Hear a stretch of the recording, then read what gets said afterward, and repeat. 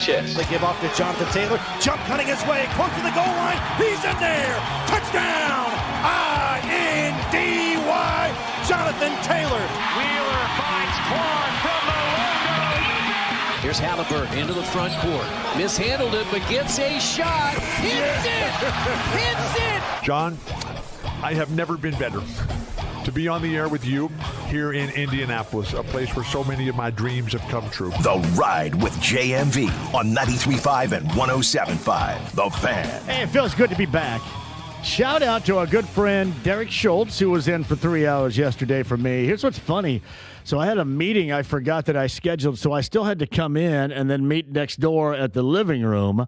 And Derek was doing the show, and I bounced home. But thank you very much, Derek, for that. Fantastic work, as always. I love it when D. Schultz comes in and does 3 hours on the show. I love it even more when I am here with you. Actually, let me go take that a different direction. I love it when we're out. Like, these are the times when we go from like 80 to 0 in terms of being out. We have the Larceny Bourbon Locks Luna Azul Tequila Shots. We have Bud Light Blue Friday. And then, hey, thanks to the Colts, it just ends abruptly at the same stinking time every year. Return on investment, everybody. I know you as the fans want that too, but hell, I want that so it could keep me out and hanging out with everybody. I like looking at James through the window, and I like having a window, and I like describing to you exactly how the people downstairs, is Buckingham, is that an engineering place? I believe so. I'm telling you what, they may do a lot of things, but parking ain't one of them. We got a red Chevy truck out there that is just absolutely in the middle of two It is two right spots. in the middle. I will say this right now, they're hard to see. But, yeah, I like being here, but I like being out more. So hopefully we're going to, especially as we move forward into the month of March here, once we get through February, we'll have a lot of times when we're out and about leading up to the Final Four. I do want to double back and get to the Boilermakers and IU on Tuesday night. I thought Matt Painter said it really well, is that IU was tougher. IU played better, and his team played down and looked completely discombobulated. And let me tell you this, as you know, this is going to be on the head coach to find a solution out of this too. I mean, there are a lot of love and pats on the back given, but this is a year when you can't blank this up. This cannot be blanked up. And if you have to find a solution for the broke-ass jumper of Fletcher Lawyer, you're going to have to do it. If it's going to have to be somebody else with clock instead of Lawyer, then you're going to have to do it. If Braden has to be at times dialed down a little bit and maybe not so dribble happy, you're going to have to do it. I don't know what you do with Trey Kaufman-Wren to get that dude to maybe smile once. He looks like right now he is miserable playing basketball. And basketball is not miserable unless you suck. He looks miserable playing basketball. He's going to have to find that again. There's a lot of things to figure out, and there's still time to do it, but you don't have a lot of time to do it, if that makes sense. I just thought the Boilermakers played as down as you could to give that IU team, because IU, down the stretch, they were saying, hey, do you guys want to win this game? Because we're going to miss a lot of front ends of 1-and-1s. We're going to have our 86% free throw shooter at the free throw line a couple of different times, and he's going to gong a couple off the back iron on the front end of a 1-and-1.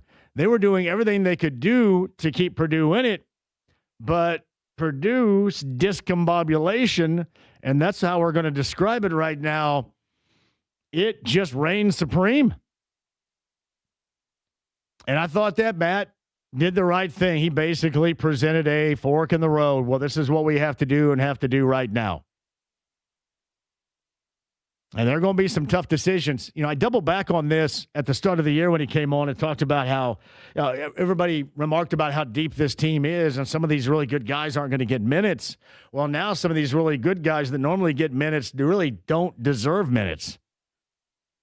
And some choices are going to have to be made. unless the consistency of play, it's not all just about missing shots here, everybody. They don't have the same want to. I say they, not all of them, but they don't have the same want to as you would expect. Man, and that is problematic. It's one thing to go through it when you can't throw it in the stinking ocean and you stink and nothing's going on, but when you're a step and a half slow to the basketball or reacting to a situation or just not on the same page, like they look like that this is a team that's just starting to play in November, not one that is in the final weekend of January. So if I'm a Boilermaker fan, and certainly I've heard from you, I absolutely agree. There is reason, especially the first 10 minutes, they were a mess. A mess. And then everybody just kind of leans on Braden Smith, and you want to know if anybody else, can you find a third here? Who's it going to be? And frankly, you don't really care who it is right now.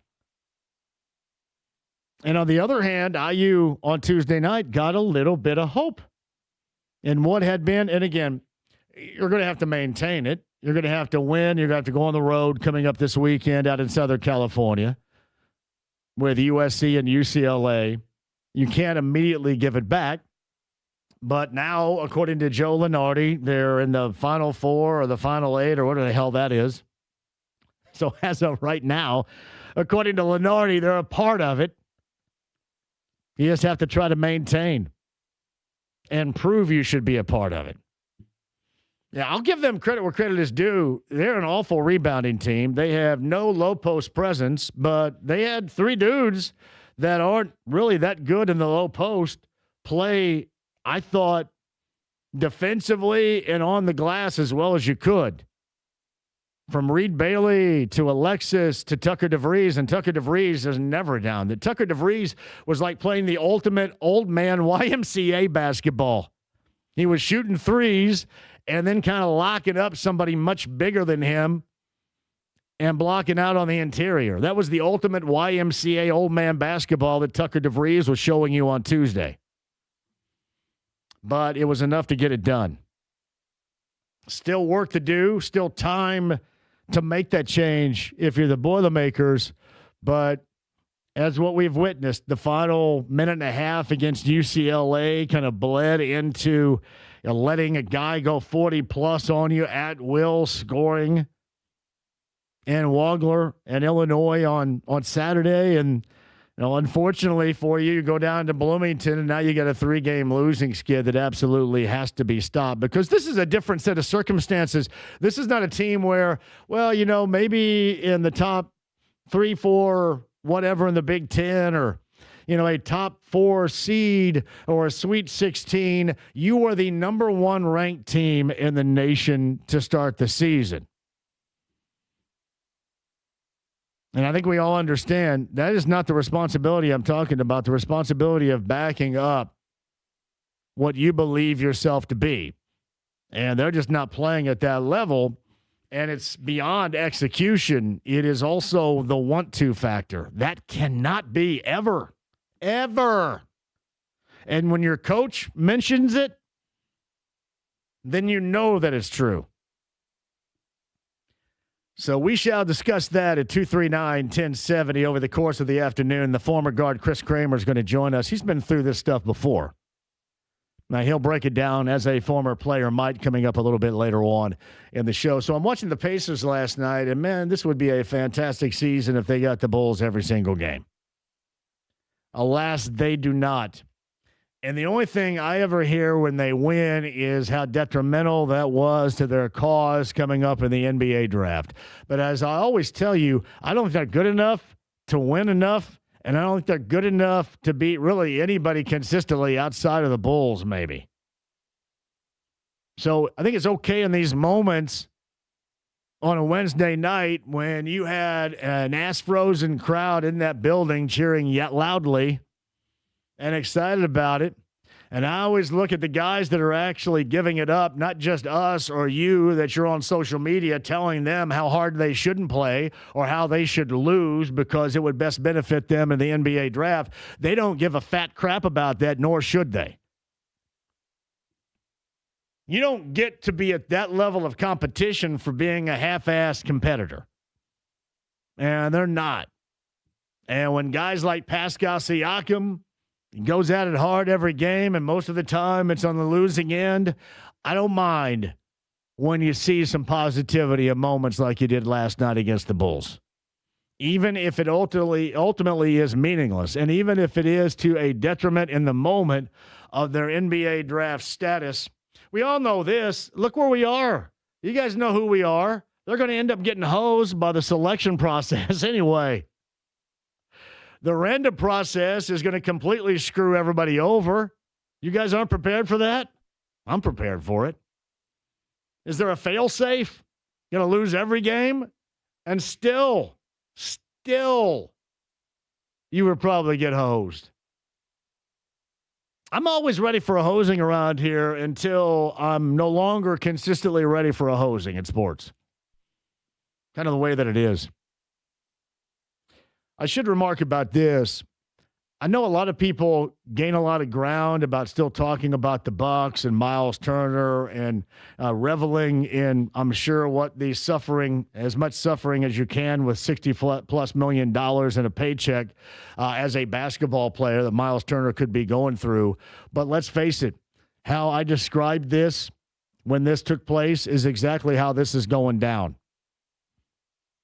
I'm telling you, he's going to end up being alongside Karl Anthony Towns up there one of these days, if not very soon. And you could see it coming a mile away. Anybody often wonder? Anybody often do? That actively seeked you out? Anybody, dudes, you ever have a chick? Probably not. Knowing you guys, probably never, like me. Have you ever had a chick actively seek you out? And it makes her even more hot, right? Is that fair to say? And then you're all bent out of shape about how you're getting treated in that moment right now. Let's just say with your girl. This analogy really sucks. My apologies. But you get these big Google eyes because you have one team that is out there that is willing to put it all on the line again in unprecedented terms to try to reel you in, and then you're going to be able to play with a dude you can also coattail off of. The problem is the dude hadn't played. The problem is the guy hasn't played enough, and the guy at the time already, assuming, had 1 foot out the door. He just wasn't letting it be readily known that he had 1 foot out the door. You kind of understand he was tired of it. They hit their high water mark. And frankly, I think Miles hit his high water mark here. I think you're on the downside. And really, for the Pacers, other than trying to right now find a new big that satisfies what they want to do offensively and defensively, outside of that, it was probably better off because his best days were certainly in the rear view. But what I'm saying about this, it seems to me back during the summertime that there was a little bit of payback and there was a little bit of get back, a little bit of revenge, axe to grind that was going on with Miles. I'll show you guys. I'm gonna shake my fist. I'm out of here. I'm going to go where they want to win. They want me. They want to win. See? Not here. And I'm mad at Kevin Pritchard, and I'm mad at Chad Buchanan. Hell, I'm mad at everybody. Now, frankly, I'm glad he's no longer around here because can you imagine the type of season he would be having right now without Tyrese Halliburton? Can you imagine my social media platform known as X with him still being around here? However, what it does do, it tells you a tale that everybody nowadays, especially, is always looking for a little bit of payback. Mostly you're going to find people that have an axe to grind. There's going to be a motive behind it, more than just what the obvious might be. Whether you're a huge winner or you ruffled feathers along the way, you ran roughshod over people. Normally in those circumstances, when you become your most vulnerable, that is when those that have been wronged in their mind by you will come get your ass. You look at Miles Turner in Milwaukee right now. I don't know if you want to call it karma, but they're coming to get his ass. He's getting paid handsomely, and really he shouldn't care, but I'm sure that he does because there's a great deal of ego and a lot of competitive nature that goes on with this. But you can also equate that to the whole Belichick thing. And believe me, I understand. I told you this. I am a card-carrying member. Here's my card if you're watching via the AAA Membership Lounge YouTube Live. Card-carrying member of the Grudge Club right here. I'm the Grudge Holding Club. I'm probably on their board of directors. I did it to my dad, and I feel bad about it sometimes. Other times I go, maybe not so much. But I did it within my family. So I'm on the board of directors of this. And when you look at this Belichick thing, whether you voted again, let's put it out here. And this wears me out, and this is a national level topic that I'm not going to stay on all day. But you look at the resume, and without a doubt, this dude is a Hall of Famer. You know, Barry Bonds, Roger Clemens, these guys are all numbers-wise and the stats eyeball test Hall of Famers. But if you don't go by the presumed/provided path, and then along the way you run over some folks, they are going to get you when they can. Everybody's made a point out of Bill Polian. You know, Bill Polian's had to defend himself, and I don't know about I can't remember who I voted for stuff, which is frightening, I guess. But what's interesting about that is, and you're saying, oh, old man Polian, he's just bitter. Hey, listen, they got Polian over there too. The golden era of the Colts was not without its pitfalls. And with the Manning Nick and the PRP and the Dan Orlovsky and the Suck for Luck, remember that season, and the Curtis Painter, who I think owns his own liquor stores now, by the way. Well, all that in mind, they came hunting for Bill Polian. The Kerry Collins, hey, give me $5 million and we're going to make the postseason. We're going to pull this guy and his guitar off his couch in Nashville, Tennessee, and here he comes, and he was awful. It was presumed to be awful, and it was. But those that Bill Polian had chastised for walking down the wrong hall or brought in because they had relationships with players, and I don't mean like relationships as you, like friendships with players, or there's a player that's in a fantasy football league with staff members, and we're going to get pissed about that. I've always said this, Bill Polian was perfect putting together something and holding that down. Now, the perfection in that was having the quarterback that can provide that background. But he was perfect for that era.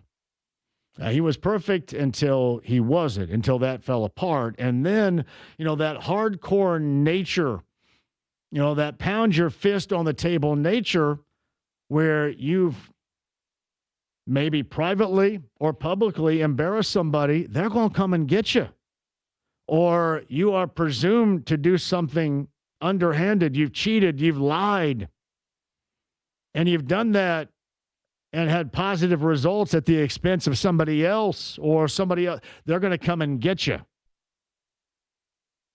And to me, that's what you witness. Is it silly? Hell yeah, it's silly. You know how much we do? 95% of our world is silly.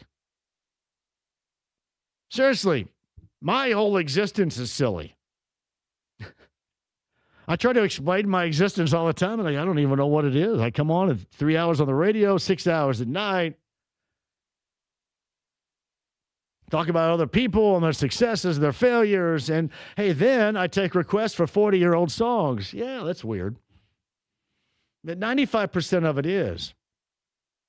But in this world now where everybody is more compacted because of social media, if there's an opportunity to get you, and most people do, people aren't completely clean in terms of skeletons in the closet here. You're going to get found out, and somebody's going to double down on you, especially if they feel wrong. And I thought that was the circumstance that we had 2 days ago regarding Bill Belichick. There is no doubt this guy is a can't-miss first-ballot Hall of Famer. I don't know why Adam Vinatieri, in the world of kickers, he was the greatest of all time. Why does it take more than one? Why don't you just put dudes in that deserve to be in right now? That doesn't seem too hard. And what it ultimately does, it pushes back others, which I don't understand. Just put everybody in. At this point, I don't care. I'm okay for a celebration or two. And if we're able to celebrate greatness, celebrate greatness. Now, around here, it's a little bit different because some of those wins and those championships were at the expense of your favorite team around here.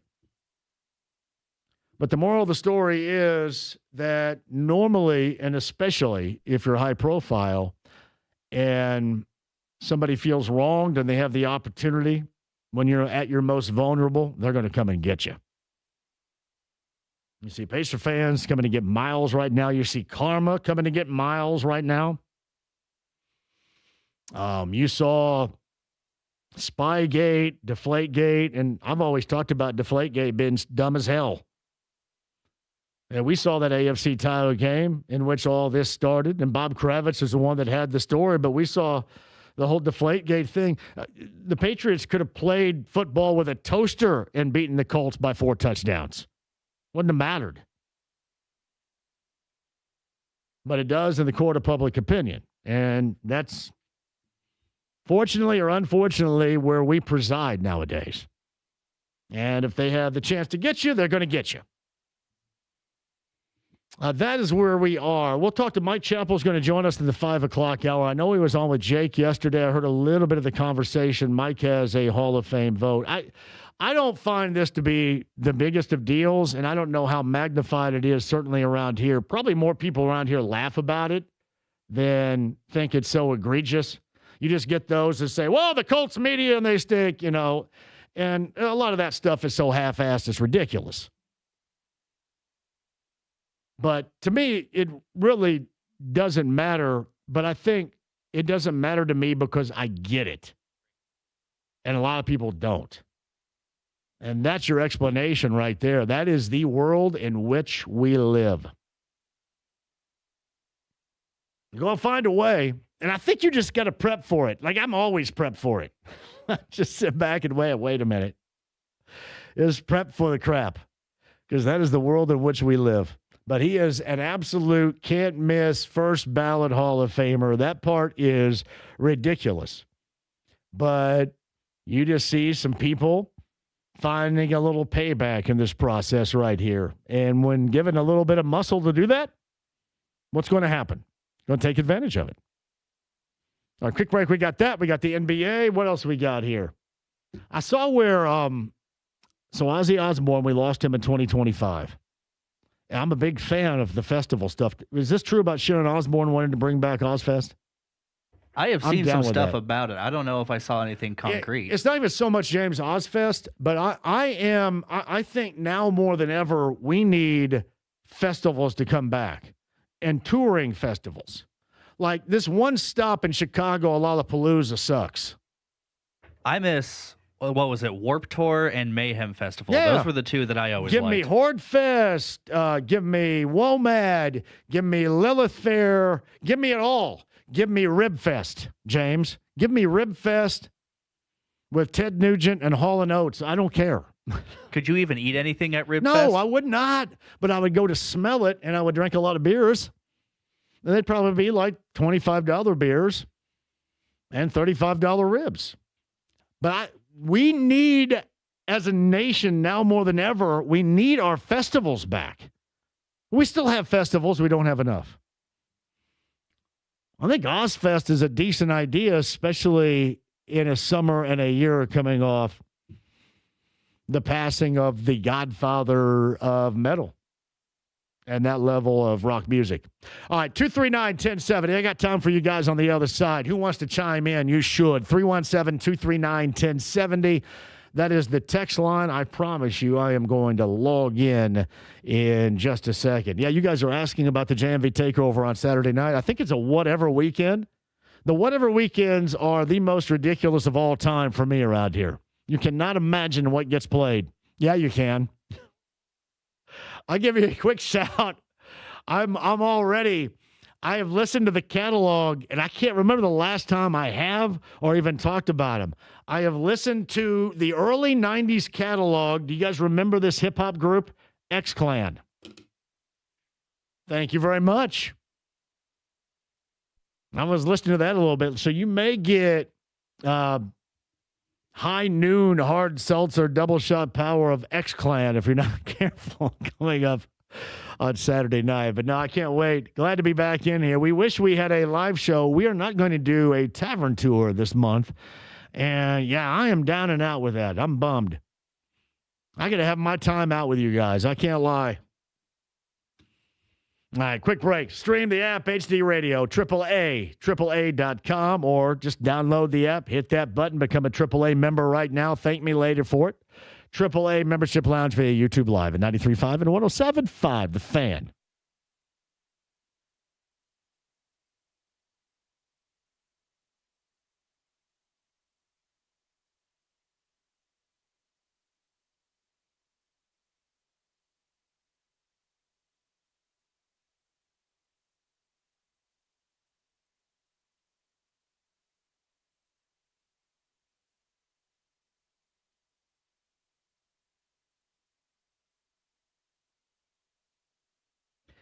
Johnny with a great idea for you. Get started in 2026, right?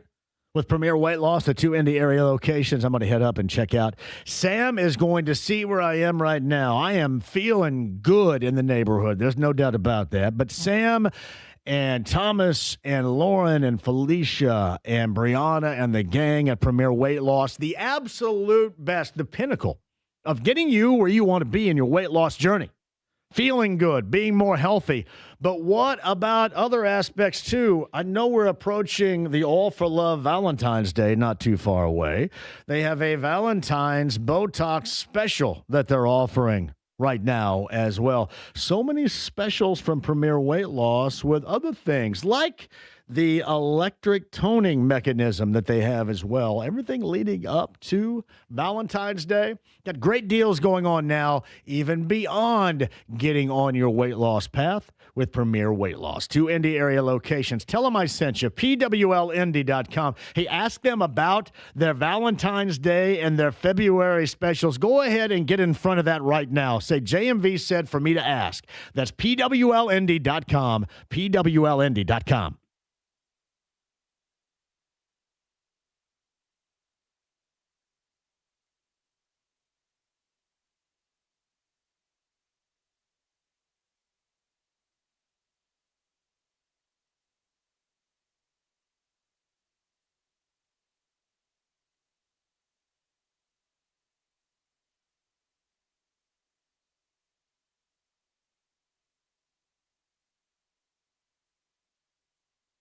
Oh, this is a big deal right now.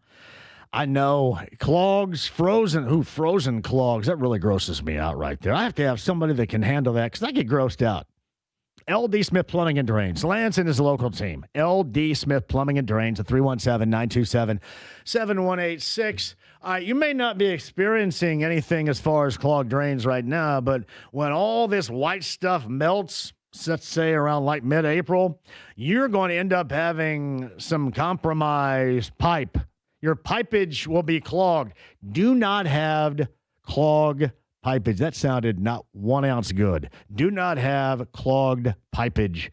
LD Smith Plumbing and Drains can make sure that you don't, because you don't want the foundation or the inside of your house compromised with water melt off. You want to make sure you're good to go. The best in plumbing, no matter the situation, and especially if anybody right now with the extreme temperatures, if you're experiencing frozen pipes, You got to call on the best in plumbing. They'll get it done lickety. They'll be right there, and you can feel confident and secure it is done 100% right. LD Smith Plumbing and Drains. 317-927-7186 online, ldsmithplumbing.com.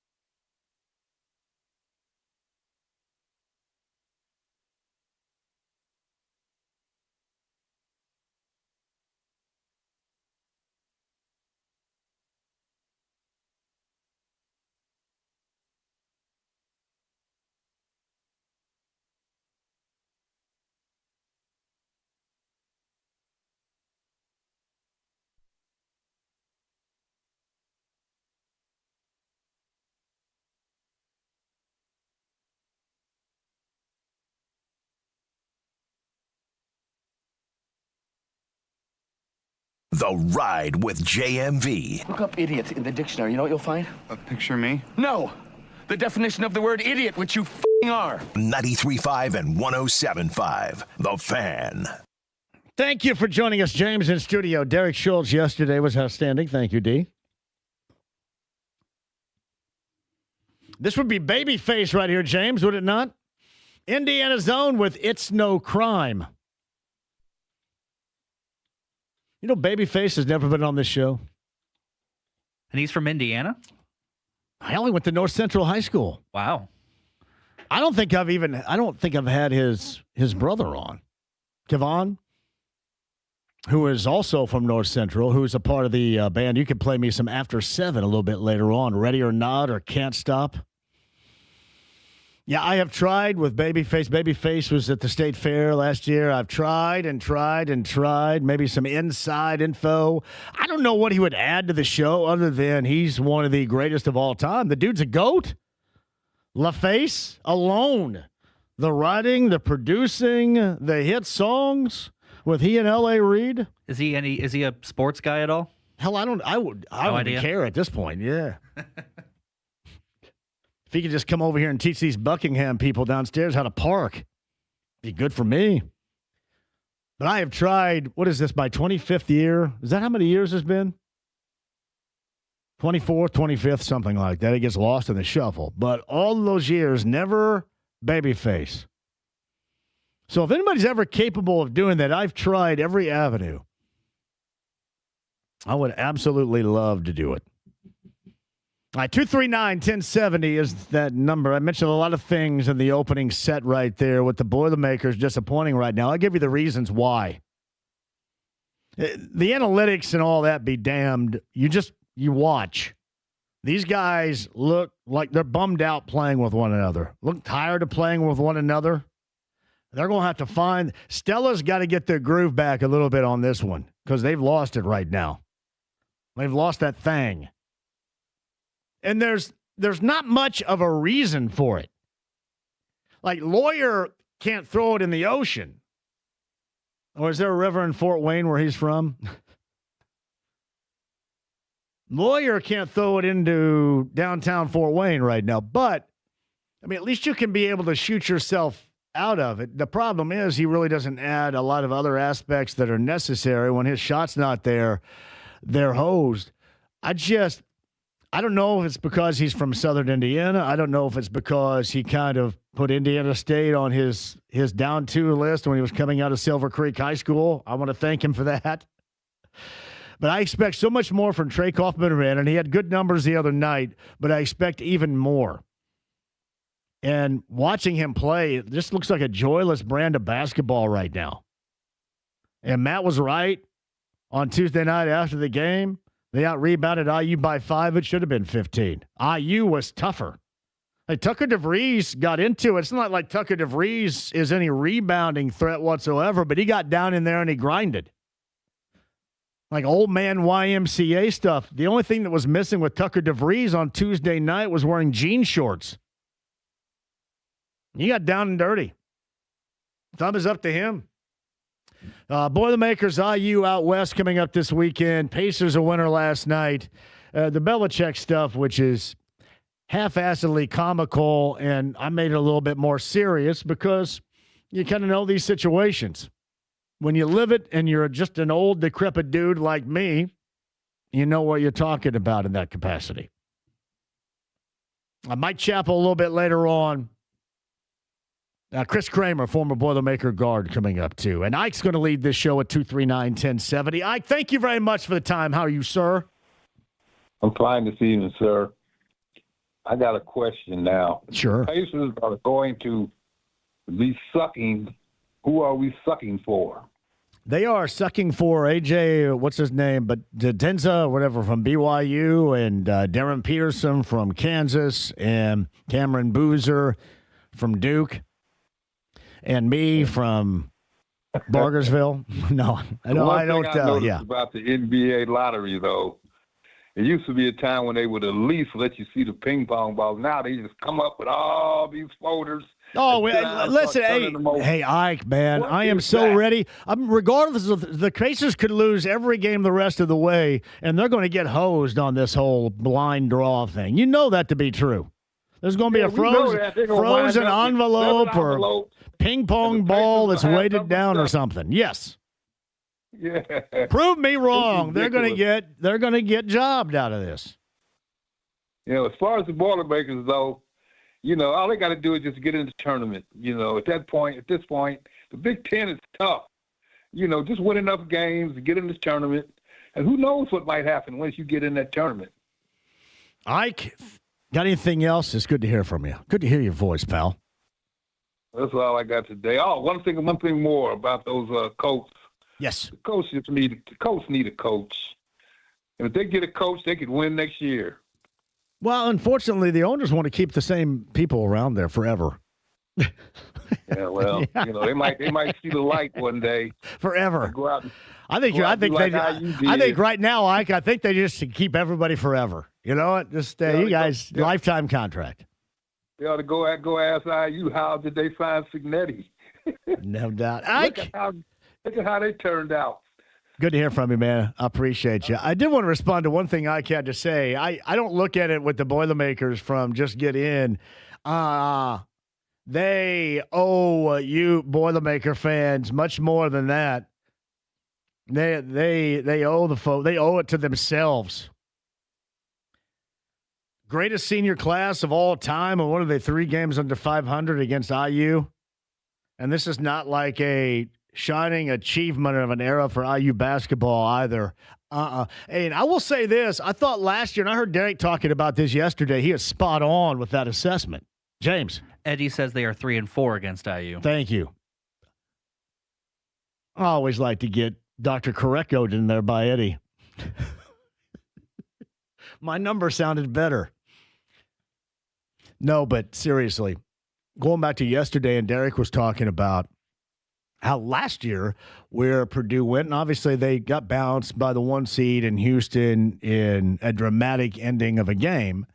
And I also felt that was okay for that particular team. But anything less than a Final Four for this group is not okay. Sorry. That's the world in which we live. I guess if you don't like it, we don't talk about you for the better part of 4 months. If you don't make it to the Final Four, it is a massively disappointing season. That's why so many Boilermaker fans, I'll give it to you, there's not a lot of people that are panicking. They just want to see some things kind of change a little bit as far as clock is concerned, because you have a lot of guys right now that aren't getting it done. And on the other side, you have a group that doesn't look like they're really overjoyed about playing alongside of one another right now.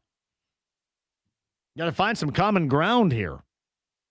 And really, if you strike oil and you're not looking actually to strike oil, then so be it. But whatever's going on right now, there's a wobbly wheel on this vehicle that has to be fixed. And it goes beyond hitting and missing shots. There's just not the want to that's necessary to provide the backdrop for this team, what is expected. Mike is up next on line 2 at 239-1070. Hello, Mike. Hello. I'm here for you, Mike. Go ahead. Hey, I was wondering, what do you think about the Bill Belichick snub? I, for one, think it's funny as hell for the fact that he got caught in cheating not once but twice, and God only knows how many more times say he didn't get caught. Hey, Mike, thanks for the call. I mentioned this a little bit earlier. I don't really care, but if you're going to go by the results and the numbers and what he has done, the whole thing is beyond silly. And I equated it to the axe to grind, the revenge. I think it's been described as pettiness. It was Bill Simmons that described, and I think since, I guess the Hall of Fame said that Bill Polian did actually vote for Bill Belichick. Bill couldn't remember. But listen, it's not, people are going to say, well, Bill Polian was petty anyway. Yeah, he was petty, and then others were petty around him upon his exit. That's the way that it goes. When you are you, and especially you are an abrasive you, as Bill Polian was, as Bill Belichick was, and then you take it even further with Belichick, and then you got over on folks in a cheating fashion, people that have the opportunity to get their pound of flesh, to get at you with whatever means they will. They will. We all live in that world, just at a much lower level. So it's not surprising. During the whole steroid era, I thought baseball was great. Oh, man, when these guys when Brady Anderson hit like 59, 60 home runs, I thought, this is awesome. I love this baseball stuff. And now people, well, that's a disgraceful era. Well, I enjoyed it. But you're talking about guys that because of cheating, doing things against the rules that may not at that moment have been held accountable, but the clock is always going to be ticking on how you can be held accountable. And that's exactly what happened here. As I mentioned, too, frankly, I don't care. I don't necessarily think it's funny. The problem I have with it overall is just the simple numbers. If you delivered at that level, why would you have to wait for another year? If you're a Hall of Famer right now, you got to wait until next year. What did Adam Vinatieri? Adam Vinatieri's not done anything wrong. What the hell do you have to wait for? Any kicker right now in the Pro Football Hall of Fame ever been at the level of Adam Vinatieri? And that's even with that besmirched final season here of kicking things wide left and right and all over the place, spraying it like a sprinkler. Why did he have to wait? Yeah, there's no axe to grind there, but certainly in this case, there is. And most of the time, when you have somebody with a personality like that, or somebody with a resume like that goes beyond winning, and people question how you got to some of those wins, when they have the opportunity to get your ass, they're gonna. When they have the opportunity to get you, they're gonna. Me, they're gonna. That's the world in which we live. Nobody, and I mean nobody, should be surprised by that. Michael's got Pacers. Derek's on the other side, too. I don't want you guys to go anywhere. The Stream the app. AAA membership lounge via YouTube Live. AAA.com. Hey, better yet, download the app, the AAA app. Anybody been stuck anywhere yet? Like, there are a million people stuck all over 465 2 days ago. You weren't one of them? Be nice to be able to call AAA and say, hey, you know what? I'm stuck on 465 in a snowbank right now. Can you guys come hither and get me? AAA.com, or download that app. Hit on your smartphone the button, become a AAA member right now. If you're on hold, stay there. I'm going to go ahead and open up the text line of 317-239-1070 as well. It's 93.5-107.5 The Fan.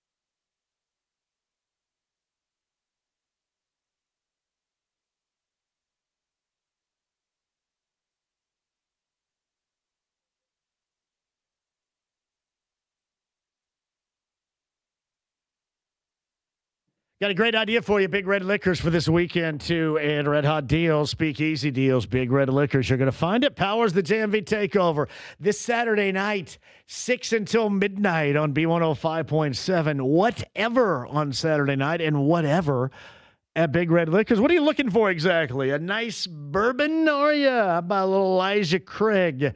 How about something from the Jack Daniel's series? I will say this. I'm not much at times on the sweetness of a whiskey or a bourbon, but Jack Daniel's Blackberry, that does the trick for you right there. A little Crown Blackberry as well. Not bad. And all your favorite beers, and especially those that have started out 2026 watching their weight and their caloric intake.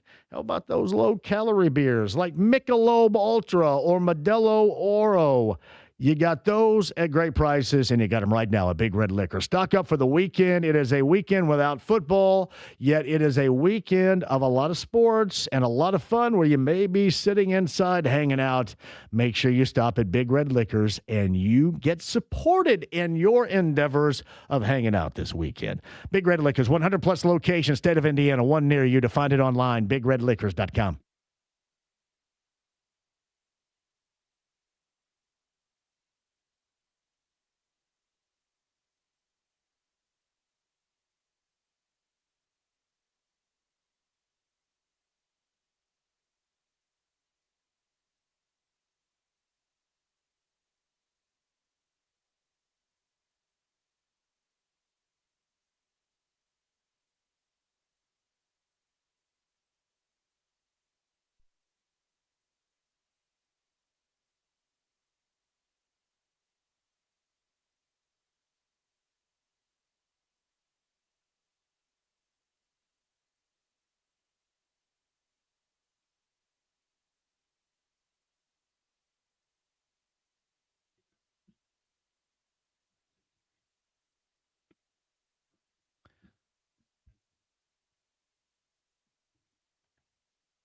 John here for the District Tap. Shout out to Michael, the owner of the District Tap. We got two locations. We got the Clearwater Crossing location on the north side. You've got downtown Indy. No matter what is going on downtown, like, for example, last night you can hit it up for a pregame, post it up afterwards, too.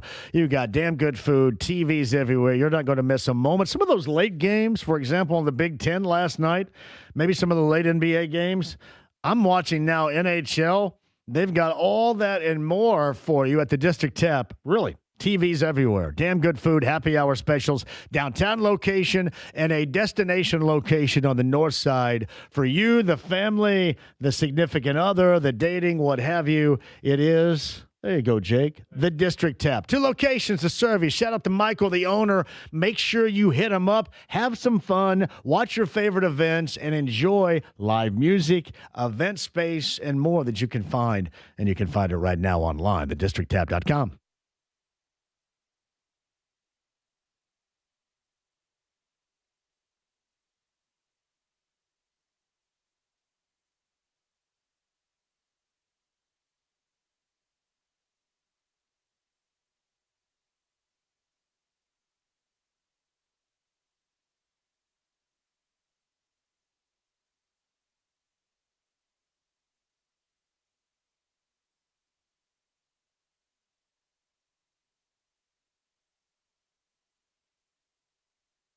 The Ride with JMV. But I'm a genetic freak, and I'm not normal. 93.5 and 107.5. The Fan.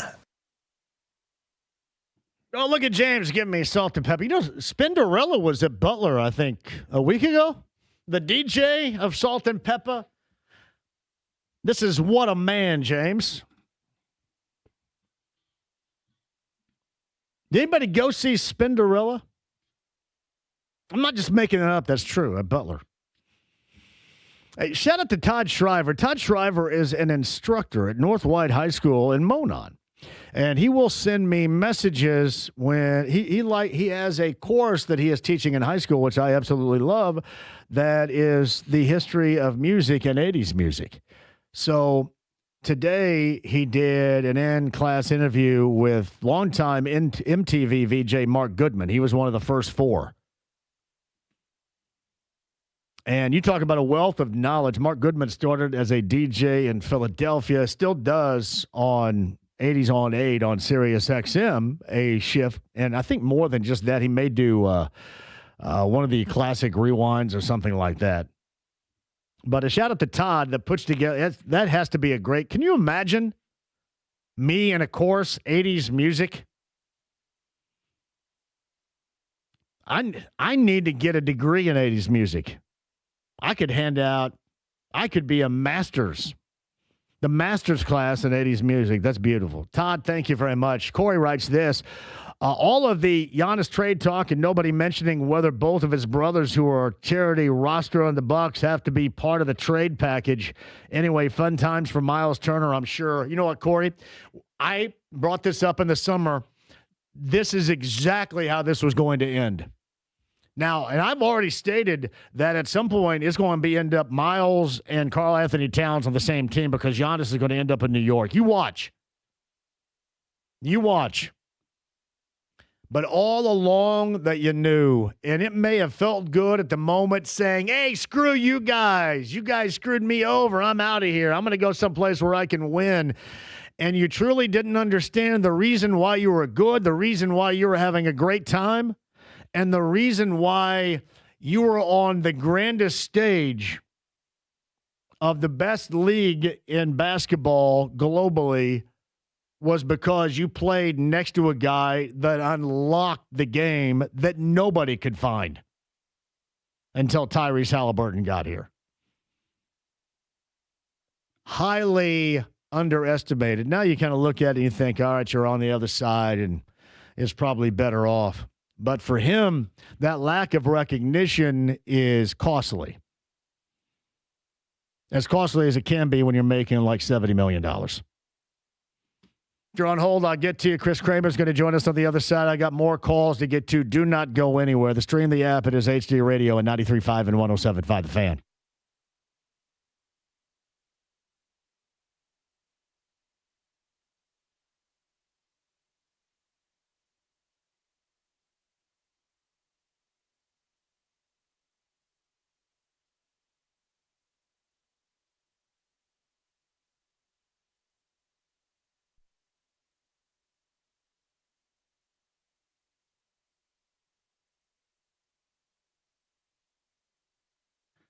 The best in car buying experience is my friend Eric Wilson and Andy Moore Buick GMC, 131st State Road 37 in Fishers. One-stop shopping. You do not want to be hassled by this. There are so many other hassles you have to deal with out there. The car buying experience cannot, should not, and will not, with Eric Wilson, be one of those at Indiana's best. Why? Inventory, service after the sale, and right there in the middle is the biggest of deals, incentives to buy, which is a big old coupon. Who out there is couponing?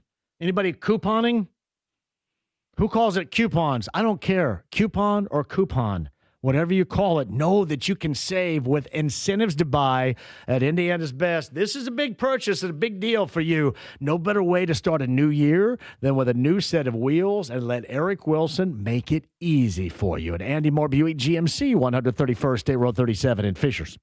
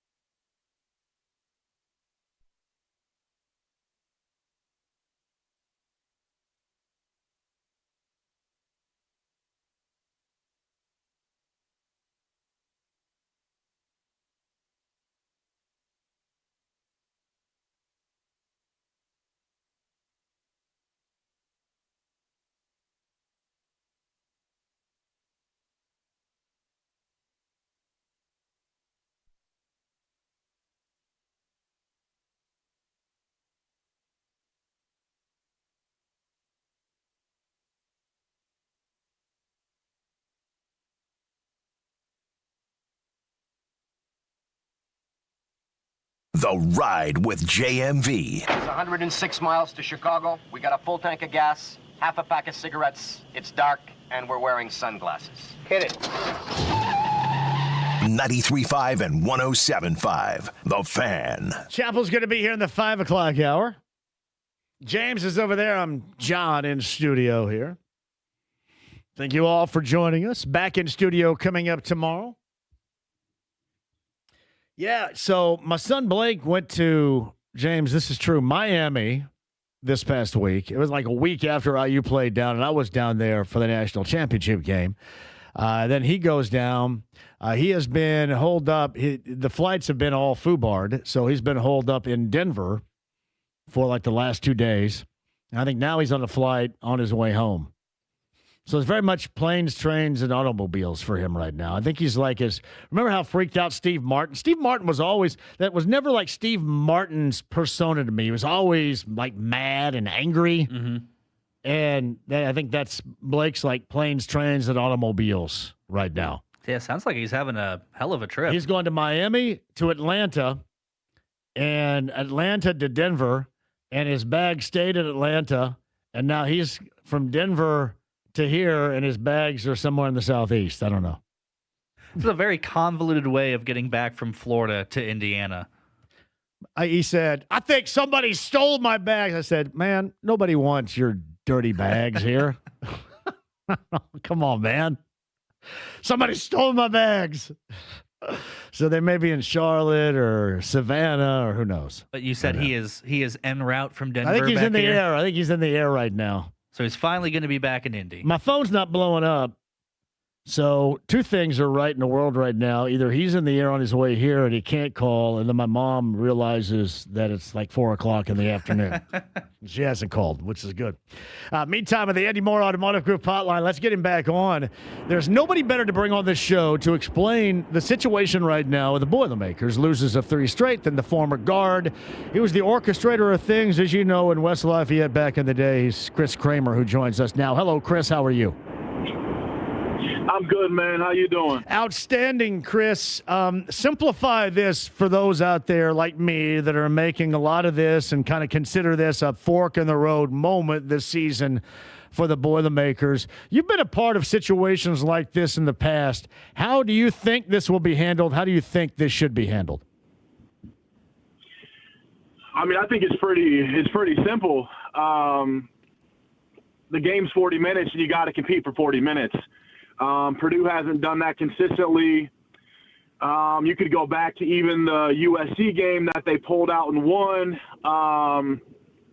The consistency has to be playing hard. It has to be consistent, attention to detail, defensively, communication, all of those little things on top of just letting loose and playing at a high level, competing.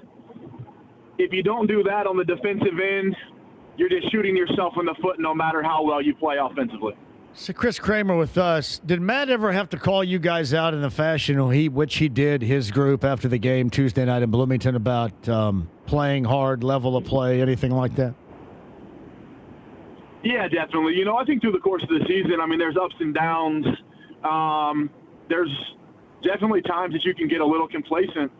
And through all of that is going to come losses. And when I was a senior, we were, I believe, like 14-0.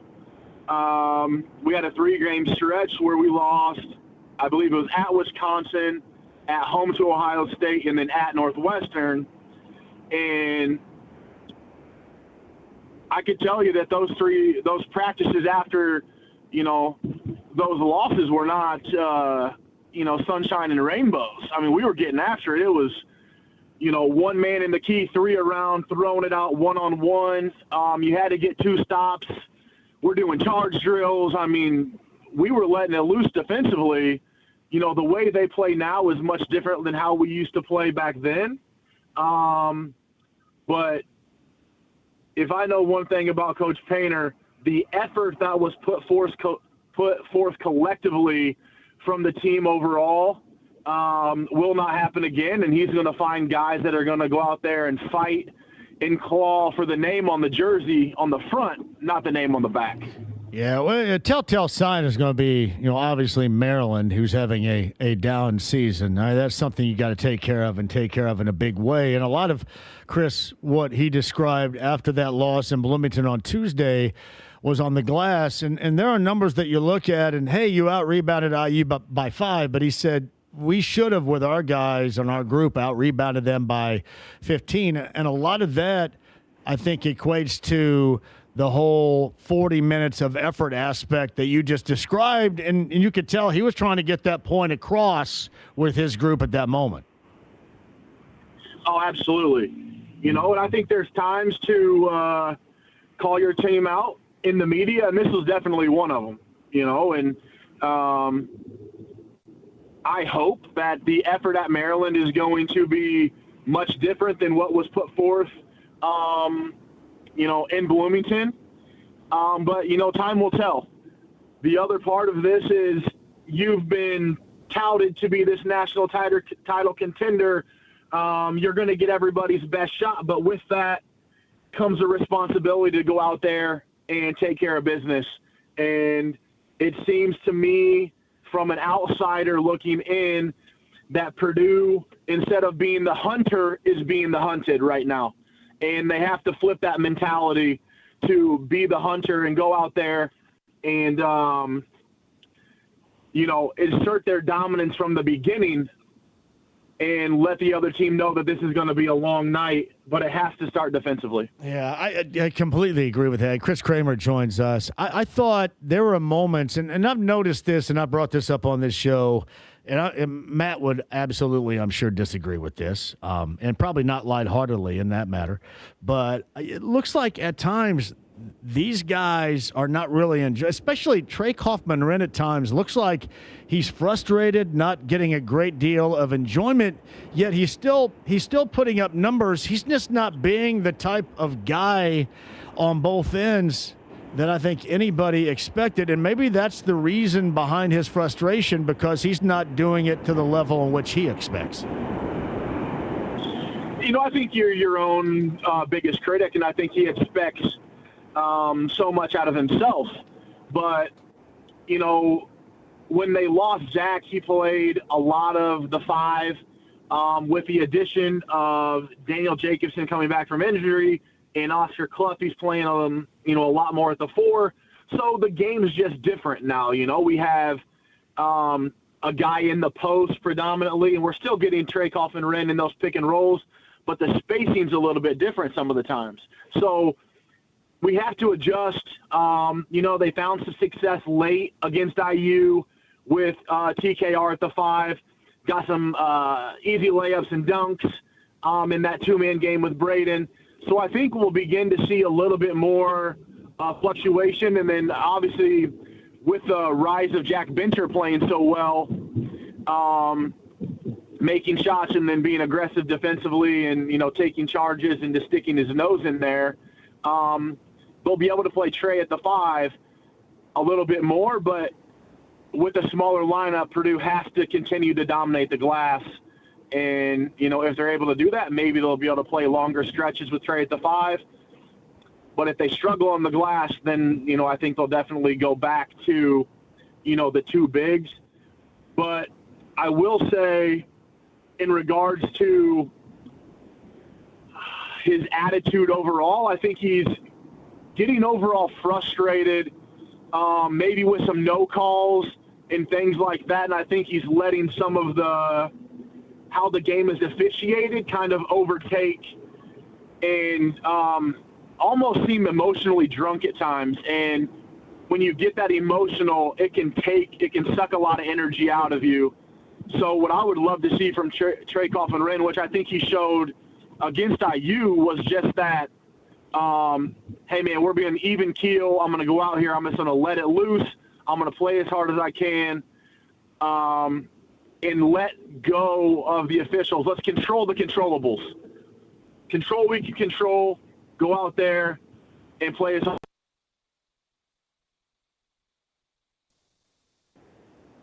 It's Chris Kramer joins us, the former Boilermaker guard of the Andy Moore Automotive Group hotline. emotionally drunk. If you don't mind, if you don't have that copyright, I'm going to go ahead and use that, okay? Emotionally drunk. I dig that. I stole that from. That's a Coach Painter line. Don't give me credit for that. Oh, yeah. Well, it to me, because of that, it looks like these guys aren't. And I know when you're yakking up a 6-point lead in the final minute and a half of a game in Pauly, or giving up 40+ to a freshman at Mackey and getting beaten down on the offensive glass as they were losing. It is not all roses, and there's nothing really to embrace right here. But these guys legitimately on Tuesday looked like that to a degree they were tired of playing with one another. I'm assuming they were tired of playing with one another in the fashion in which they were playing, if that makes sense, Chris. No, absolutely. I think, when you're winning, everything feels good, right?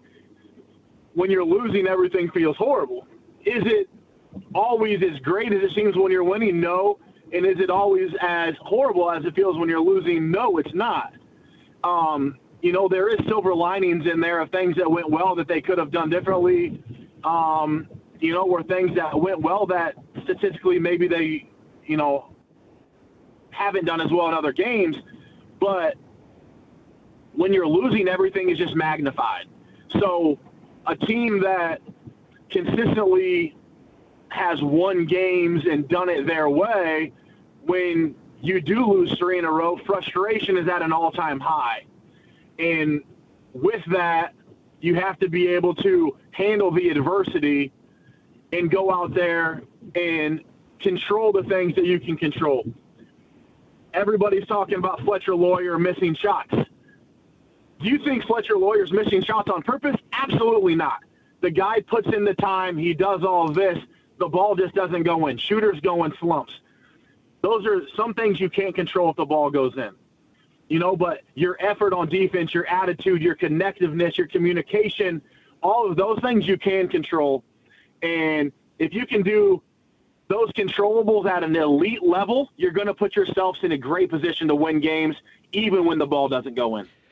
Yeah, and it seems like he's searching kind of for that niche you just described and just not coming up. And I think that ultimately with the results that we have seen in the last 3, that just kind of leads you to continue to kind of swirl the drain. That's why Sunday is so important against Maryland, because you need to find a pathway back to where you expect to be, because it looks like that they're searching in a dark room for that right now. And, effort-wise is one thing, and I would agree with you, that is necessary, because that is something that you absolutely have to have. When that disappears, you really have issues.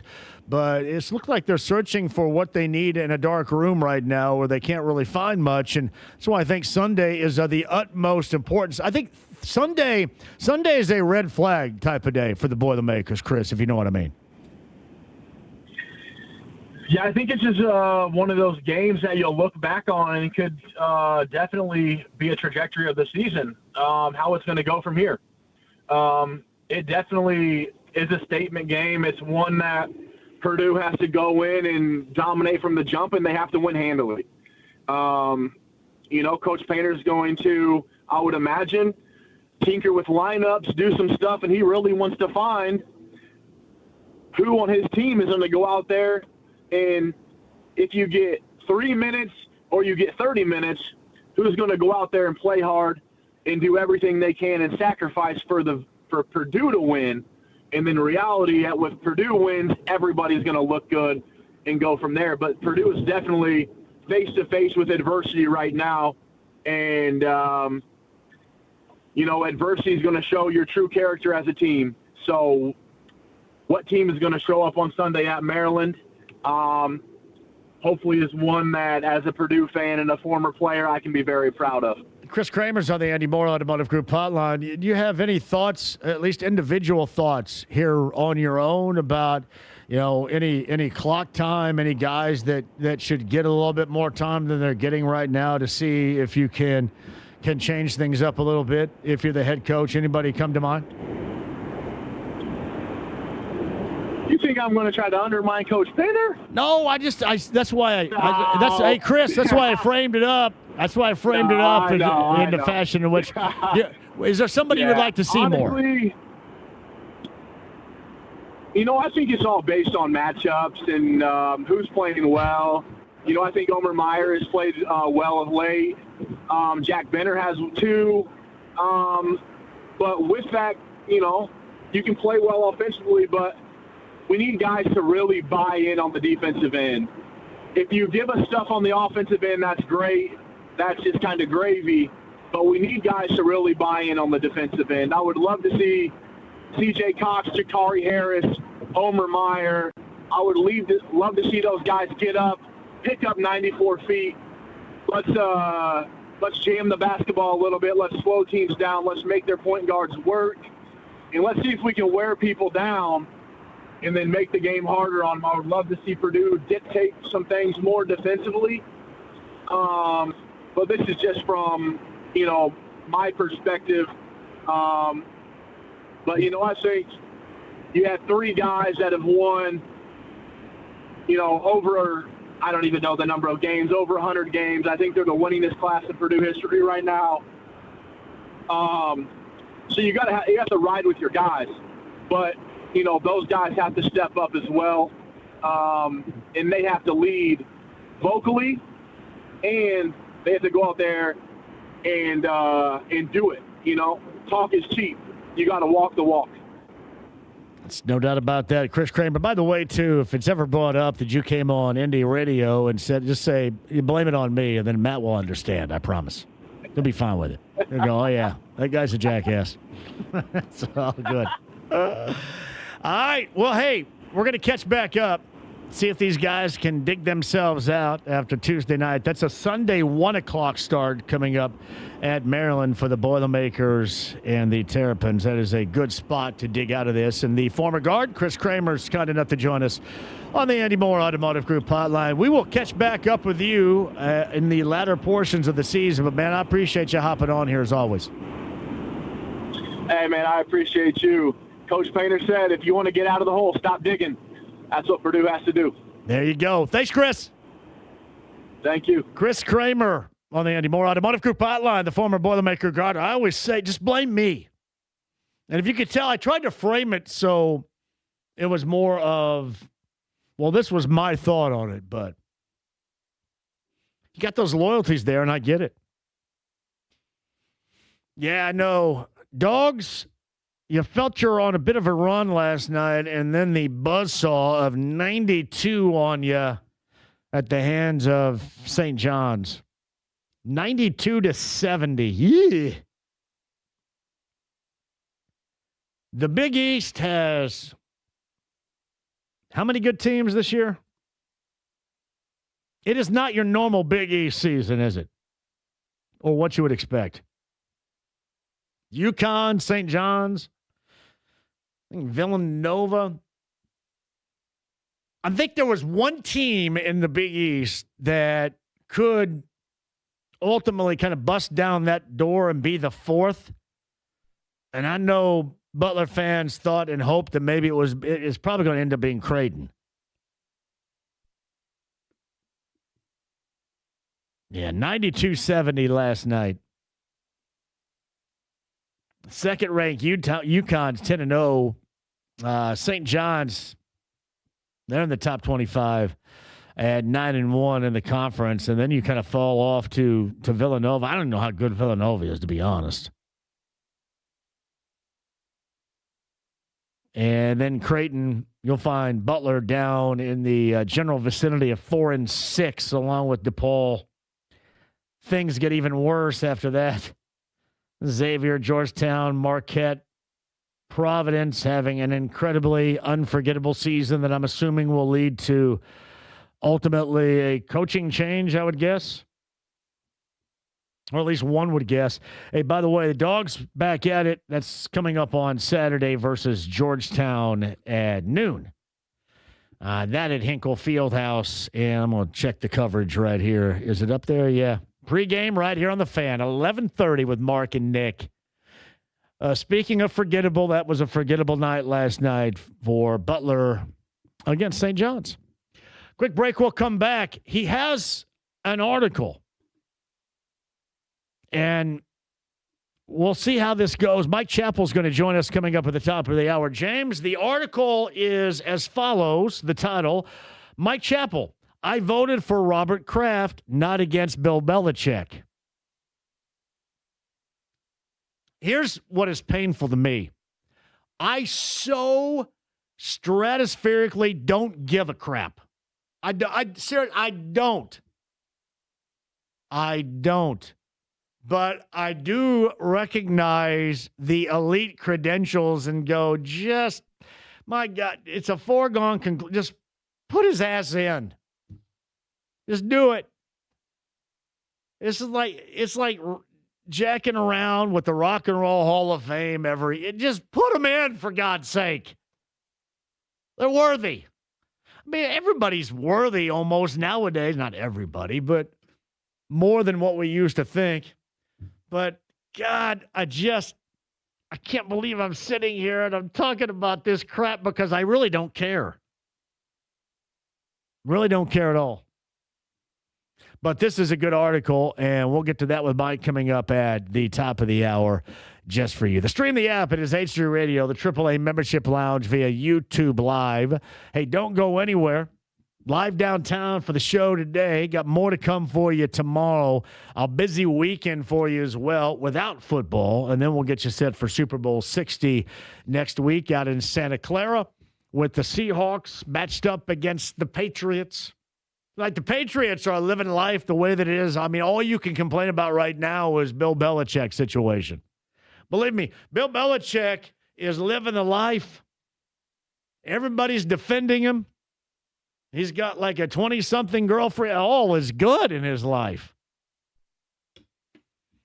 Quick break. We'll come back. Mike Chappell, top of the hour. Conversation you will not want to miss. 93.5, 107.5 The Fan.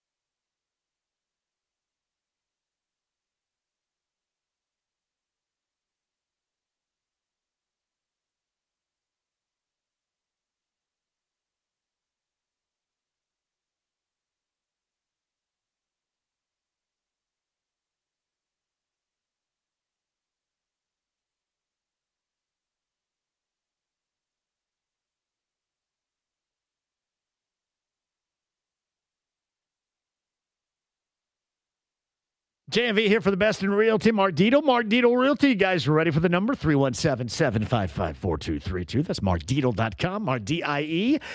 MarkDietel.com. Today, no matter what you are doing, and whether or not you're on the verge of making a change, property-wise, house-wise, for the situation that best suits you, right? Maybe your family empty nesting it. You've realized that after a 6-month period with your kids off to college. So now's the time to downsize. Mark Dietel can handle that at 317-755-4232. Or you're growing the family, and simply put, you need more space. You need more driveway space to have to clear all that snow from. Mark Dietel can help too. In fact, Mark Dietel is the only real estate expert I trust and recommend with the sale of my home. Mark Dietel guarantees your home sold at a mutually agreed upon price and deadline, or he will buy it. Pick your move date. There are no long-term contracts, and you can cancel at any time. It's Mark Dietel Realty. So no matter if you need it right now or you're going to save this thing for later, 317-755-4232. The best in realty. Mark Dietel Realty. MarkDietel.com, MarkDietel.com today.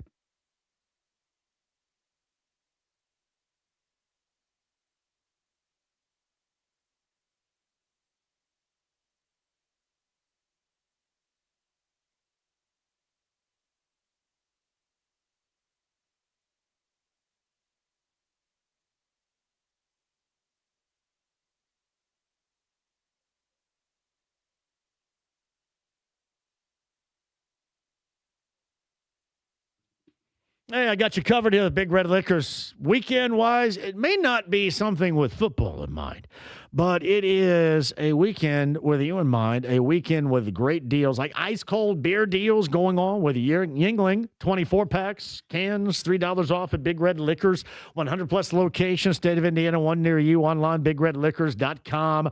Corona and Modelo 24-pack cans, $5 off. Let's live the high life. When's the last time that you lived the high life?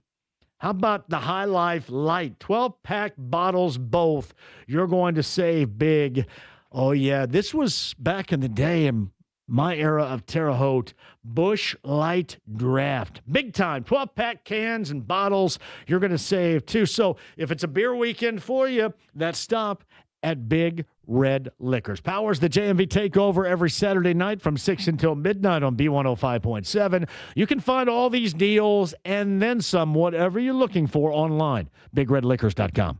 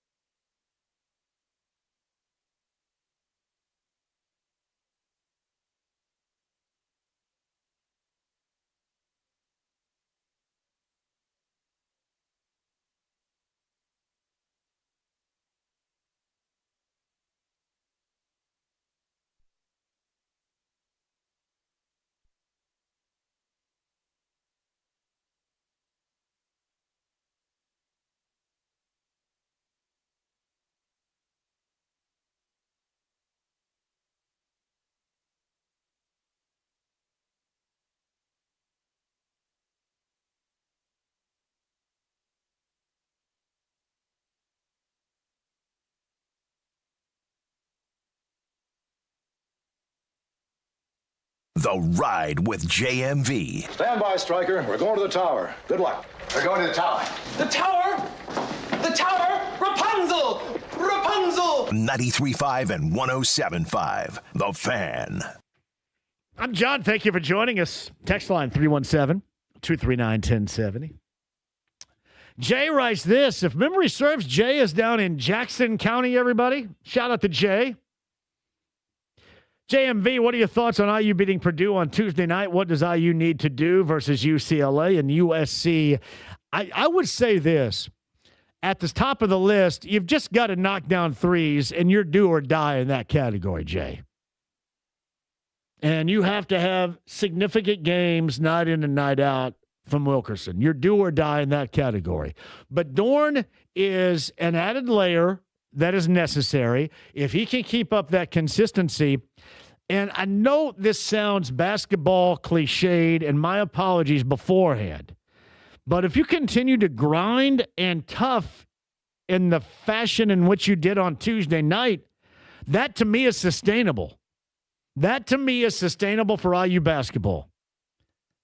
I know everybody is pissed at Tucker DeVries.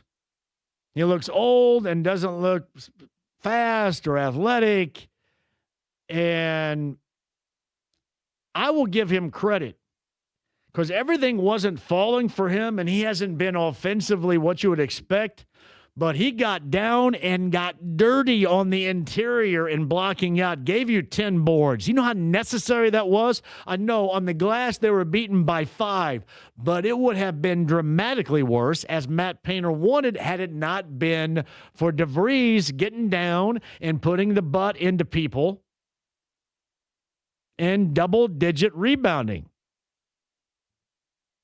There's really not a lot that you can do except try to dig and grind for a little bit more, because on a night-in, night-out basis, if you don't knock down the threes, or if you don't have that Wilkerson effect, or if DeVries doesn't shoot it well, which has been a struggle certainly at times, or if Dorn cannot raise his game consistently, if you can find anything from Bailey. Now, the one thing I don't get is, as far as you look at this particular IU team right now and what they have to offer, I guess in terms of the grinding nature of it and what you expect from them, if that makes sense to you, The one thing that I don't get is the usage of Sicily or lack thereof. Is there something I'm missing there? 3 minutes, and here's how you can tell that you're trying to make sure a dude that it's almost like, I'm not suggesting that DeVries is trying to run him off, but is he trying to run him off playing in 3 minutes? I would have to say you're going to be pretty bad under those circumstances if you don't get a little bit more clocked in 3 minutes if you're him. That part I don't understand. And you gave Miles 15 minutes, for God's sake. It just doesn't seem like that there's somebody that's playing that much better to where Sicily should get 3 minutes.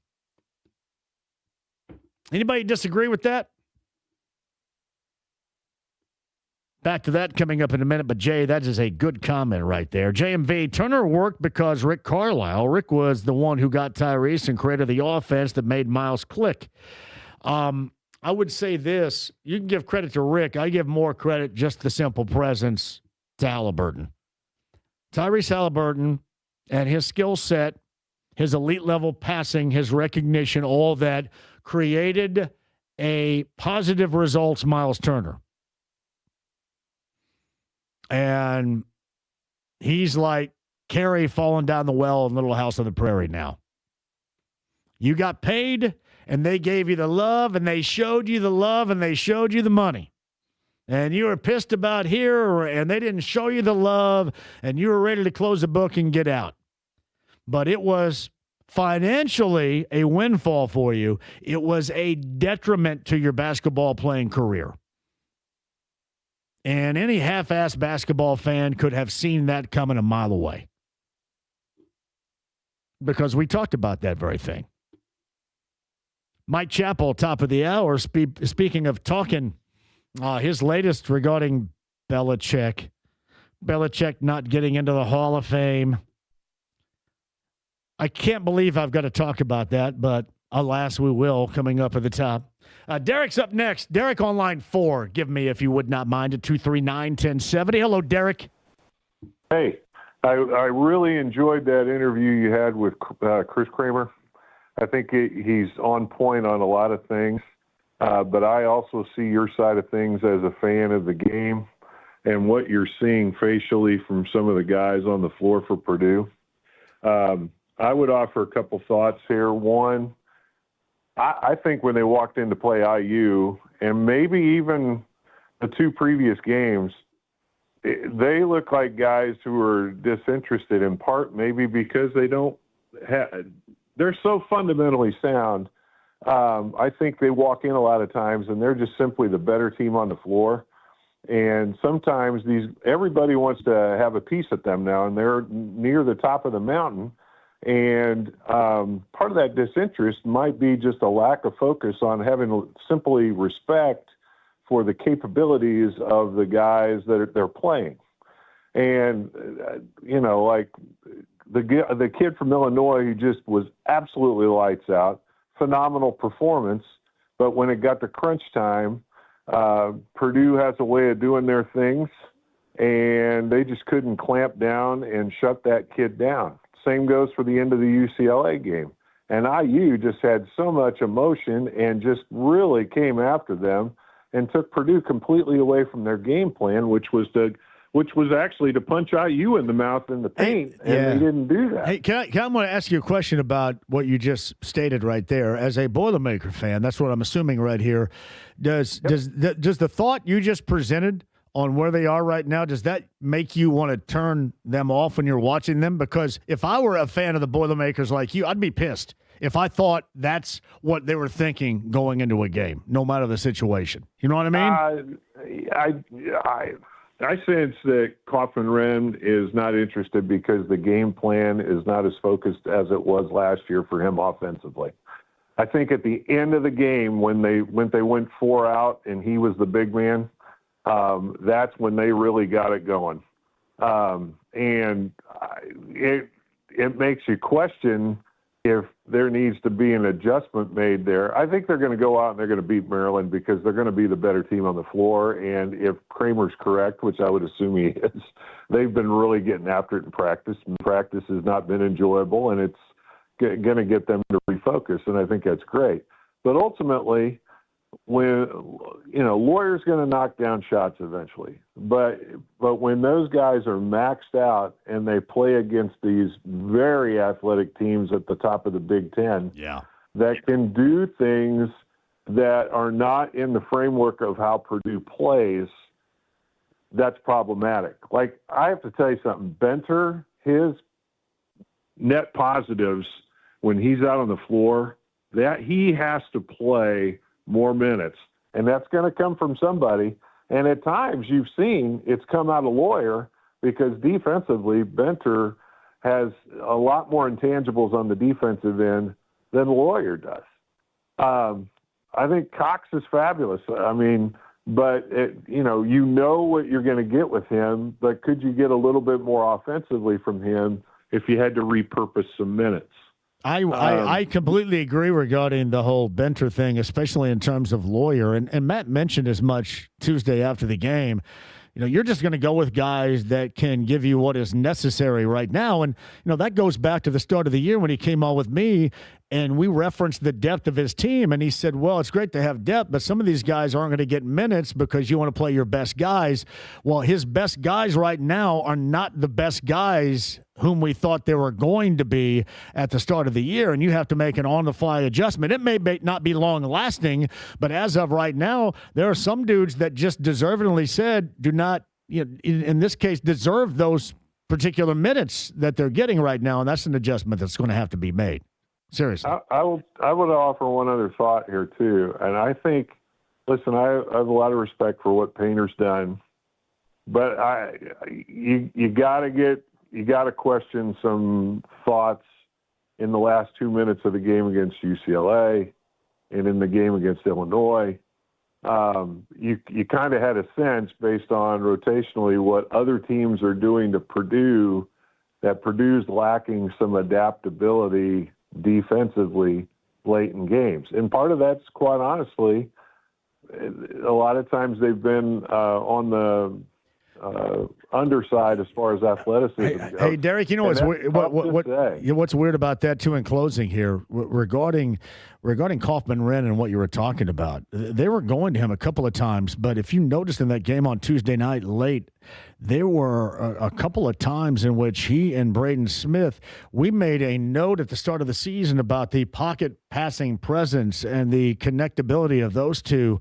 They seem as off-kilter as anybody else, that particular duo on the floor, especially late in that game on Tuesday, and kind of makes you wonder where they need to get their head right in this situation. But, man, I appreciate your call, Derek. You call anytime. Thank you.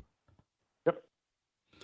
Yeah, I can't sit here and agree with what Derek had to say at the start. I can't imagine a Matt Painter coach team goes in thinking, hey, we're so much better than everybody else, we're going to roll, because he wouldn't be playing those guys.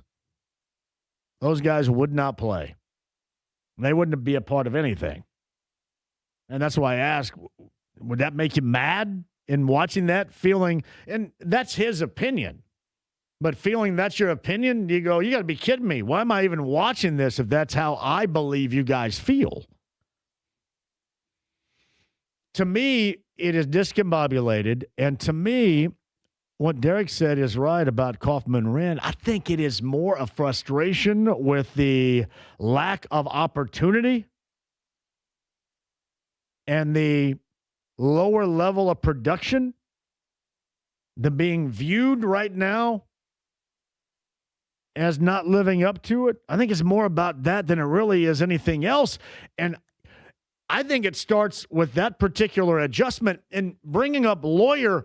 All right, Lawyer's going to get better when Lawyer starts consistently knocking down shots again. But for Kaufman-Wren, he can get better right now if he just gets out of his own dome about it. It looks like you feel sorry and you're pouty and you're frustrated. All of that combined And you cannot have that happen. And certainly he does look frustrated. I think anybody can see that. Derek, thank you for the call. 239-1070 is that number. Duncan is up next. Hello, Duncan. How are you? Hey, how you doing, John? Great, Duncan. Go ahead. Hey, I just wanted to call and ask you a quick question. Sure. I know Tyrese was on LeBron's podcast or whatever the heck that is, but he's talking about how he's put on 30 pounds in his rehabilitation. Said he wants to get to where he can get to the foul line more, and he, just, that's why how he kind of spoke on it. Yeah. I know you, as a guy that plays ball, what the main thing about Halliburton that we talk about all the time is he gets ripped on the defensive end. And I was wondering if you think maybe some of that weight might be able to help him with the defensive end. Duncan, I think you have to. I think the one thing that we saw, did we not, over the course, especially in the postseason, they got physical with him. And you got to be able to withstand that. Other teams are getting physical with him, and they're going to continue to do that. They're going to try to exploit that. So I think this is a great time to try to get stronger and then be able to relate and get used to that strength that you have built. That, to me, it's not all about just going to the free throw line.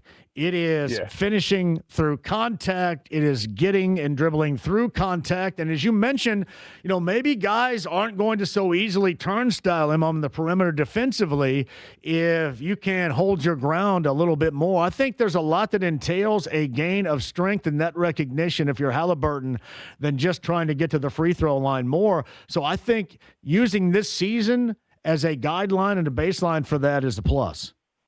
Yes, I agree with you, like almost 100%.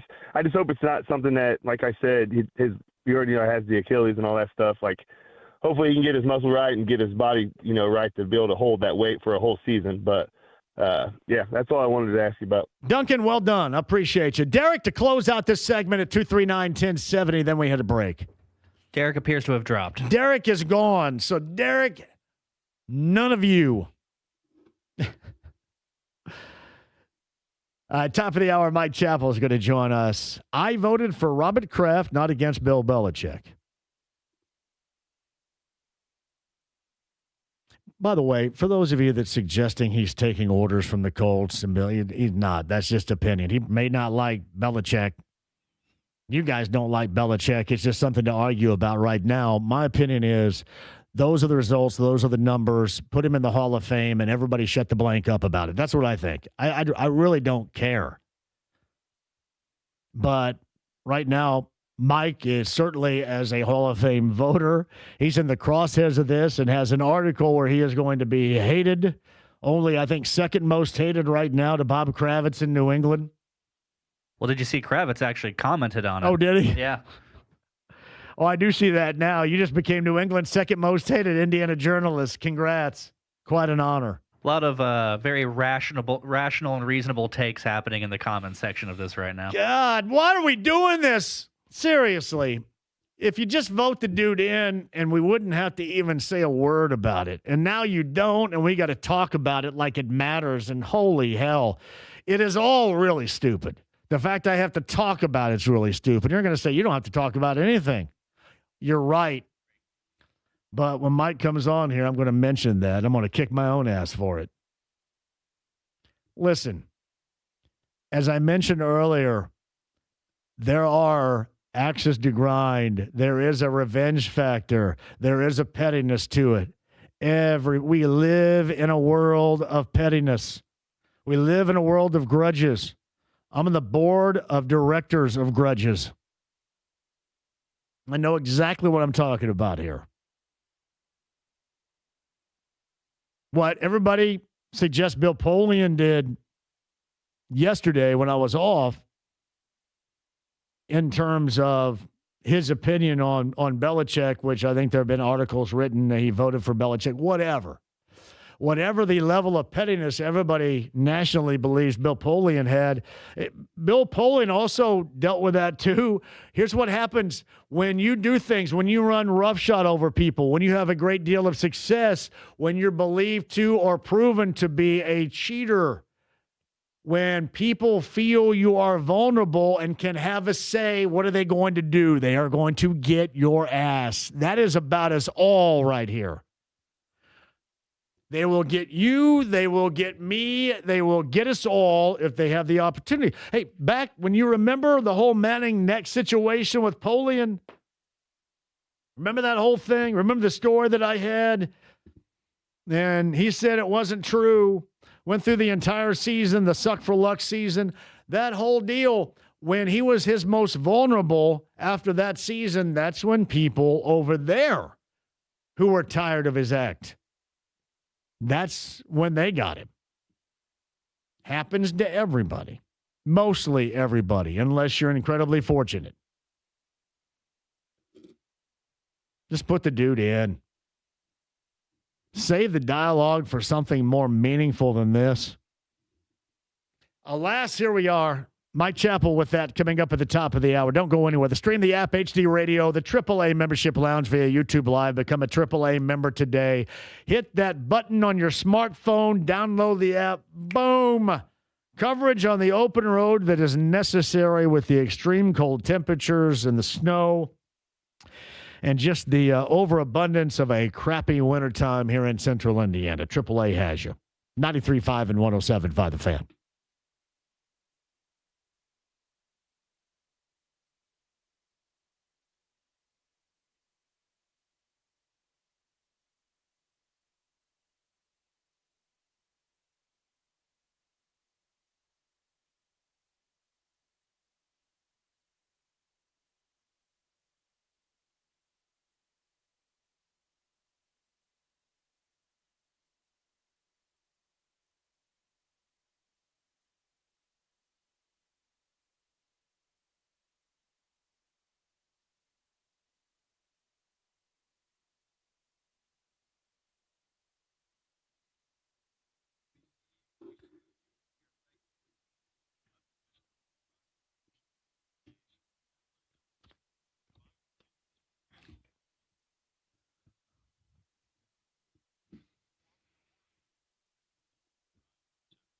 Hey, did you know they're having a very special open house at Premier Weight Loss today? In fact, hopefully that's going over incredibly well. 2 Indy area locations, Fishers, and on the north side.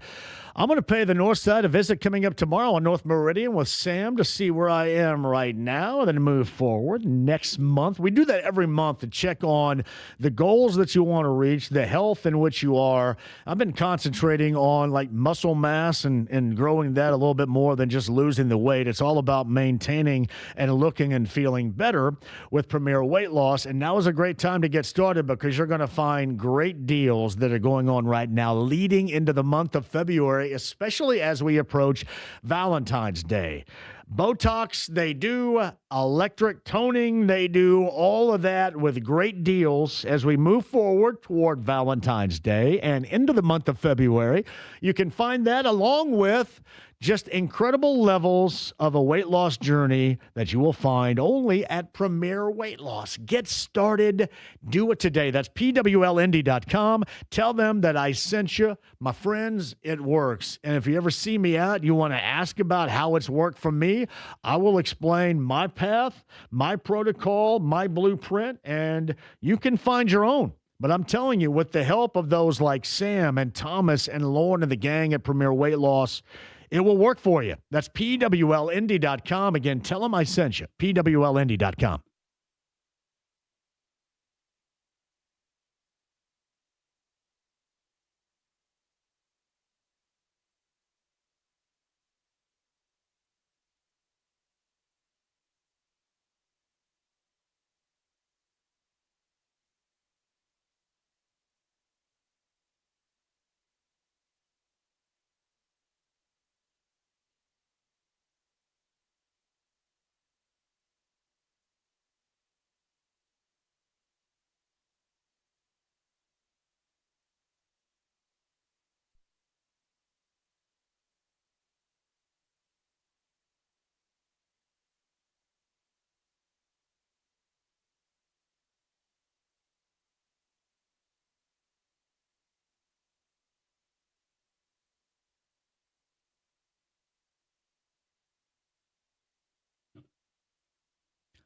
Hey, Big Red Liquors, 100 plus locations, state of Indiana. There's one near you online, bigredliquors.com. Hey, tell them I sent you for that today. And I'm going to send you for a variety of things like Maker's Mark, 101, 750s, $10 off. Those are a part of the Red Hot Spirit deals that you got going on. You guys tried Four Roses small batch before?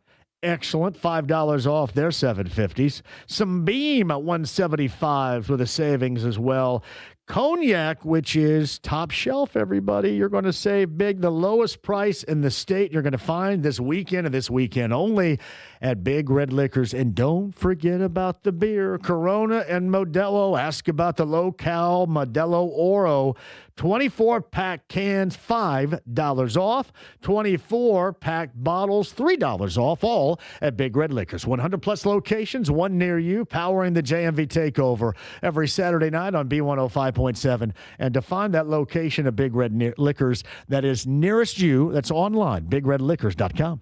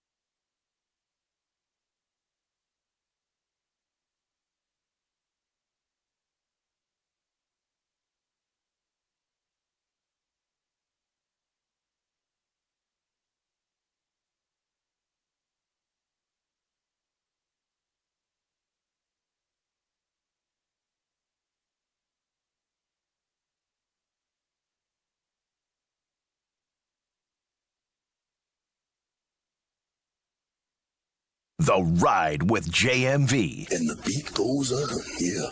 And the beat goes on. 93.5 and 107.5. The Fan. Pacers 113-110 last night over the Bulls. Andrew Nembhard, 18. I love it when Nembhard's making shots, doing things at the end of the game and smiling a lot. I dig that. Very understated, doesn't say a lot. When he's smiling and having fun, I dig it. Pacers with that win over the Bulls on the season. And the Pacers back yet, I believe, coming up on Saturday night. Hawks and Pacers, 12 wins on the season. And all of you out there that are really nerdy, so that's going to compromise things in terms of the draft selection. Give these guys a win. They're not in it for the long haul, winning a lot of games, but when a guy like Siakam, nearly 24 per game, 7 rebounds per game, and should be an NBA All-Star, I think, to me, this is as good a season for Siakam with an incredibly bad team, results-wise, as it would be had this Pacer team been in the playoff picture. Being able to come out night in and night out and know that more than likely you're going to lose, and then see the way he goes about his business professionally and the amount of minutes that he's playing, that has left even more of an impression on me. That is a job well done.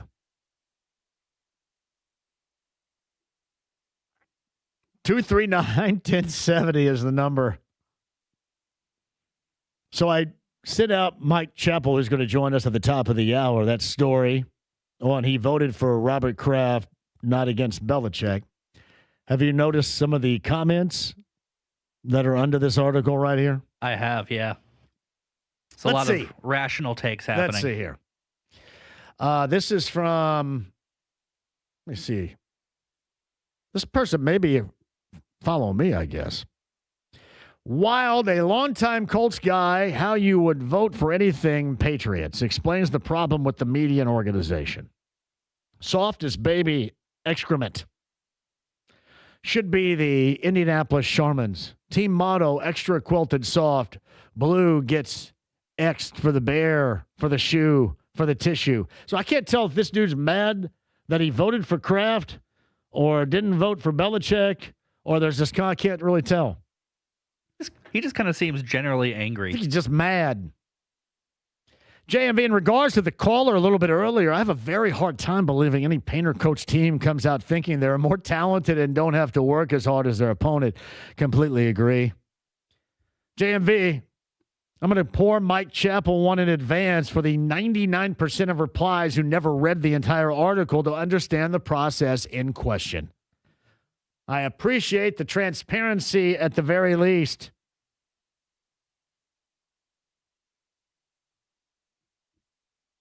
All right, quick break. We'll come back. Chappell on the other side. Stream the app, HC Radio, AAA Membership Lounge via YouTube Live at 93.5 and 107.5 The Fan.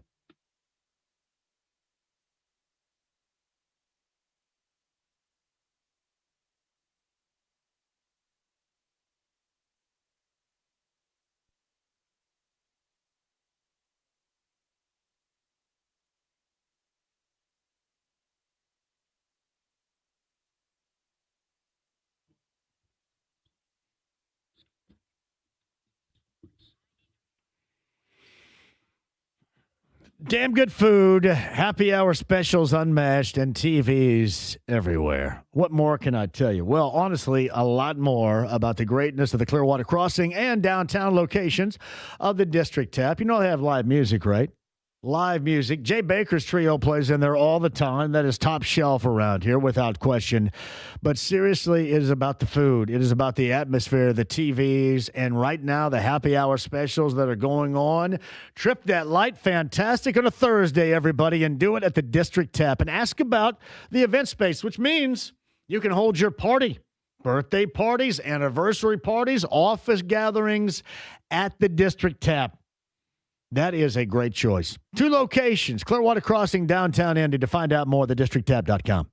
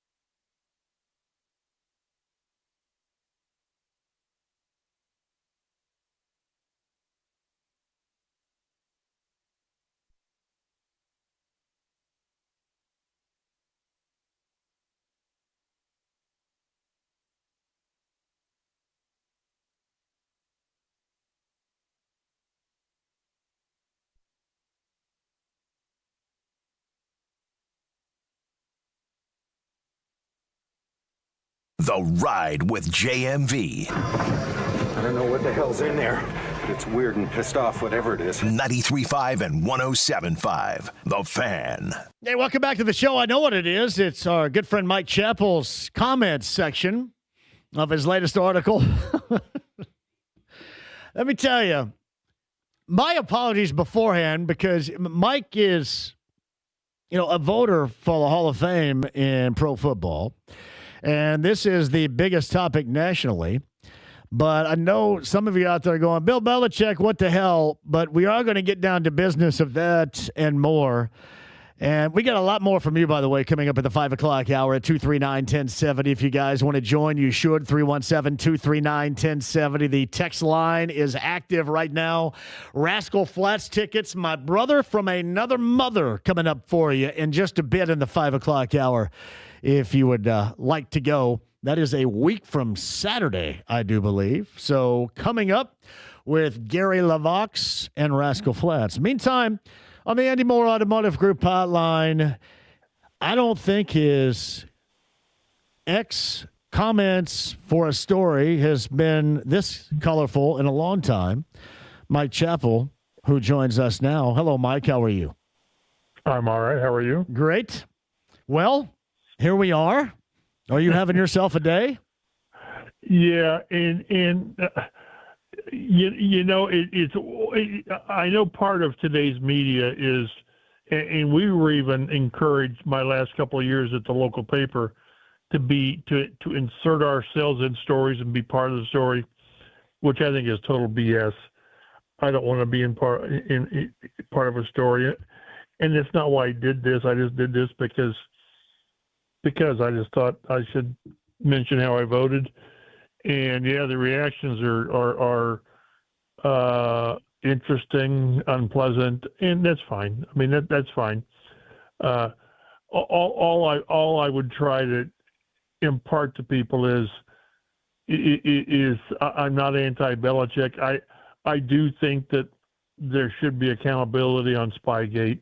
People are acting like it never happened, and it did. Was that the only reason? No, but it was certainly a reason to consider. And an all-time high fine by the league, $500,000, and they lost the first-round draft pick. So, and that's part of his resume. But the things that people need to understand is that there was not a anti-Belichick movement in our room. Again, our discussions for 8 hours, Belichick's the discussion was probably as long as anyone's. Again, just the process. You stand up and you endorse, you present each guy for 3 or 5 minutes, and then there's discussion.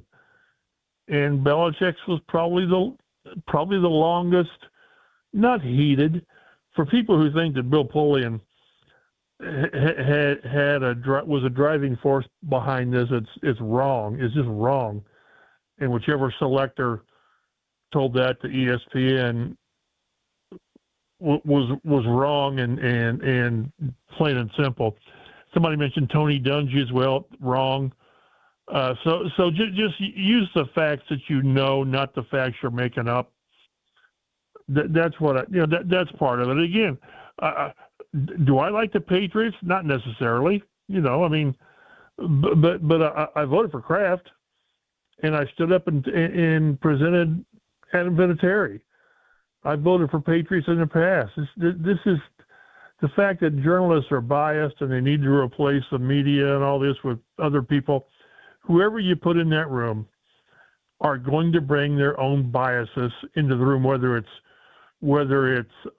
fans. You want fans in the room? I don't. But more former or current Hall of Famers, you don't think those players have biases? So it's a totally imperfect process. But to think that we have overriding agendas about this team or that team, and we hate the Steelers and the Cowboys, that's BS. It is. And when you don't agree with what I do, what we do, that's fine. I understand it. but to think we have an agenda is wrong.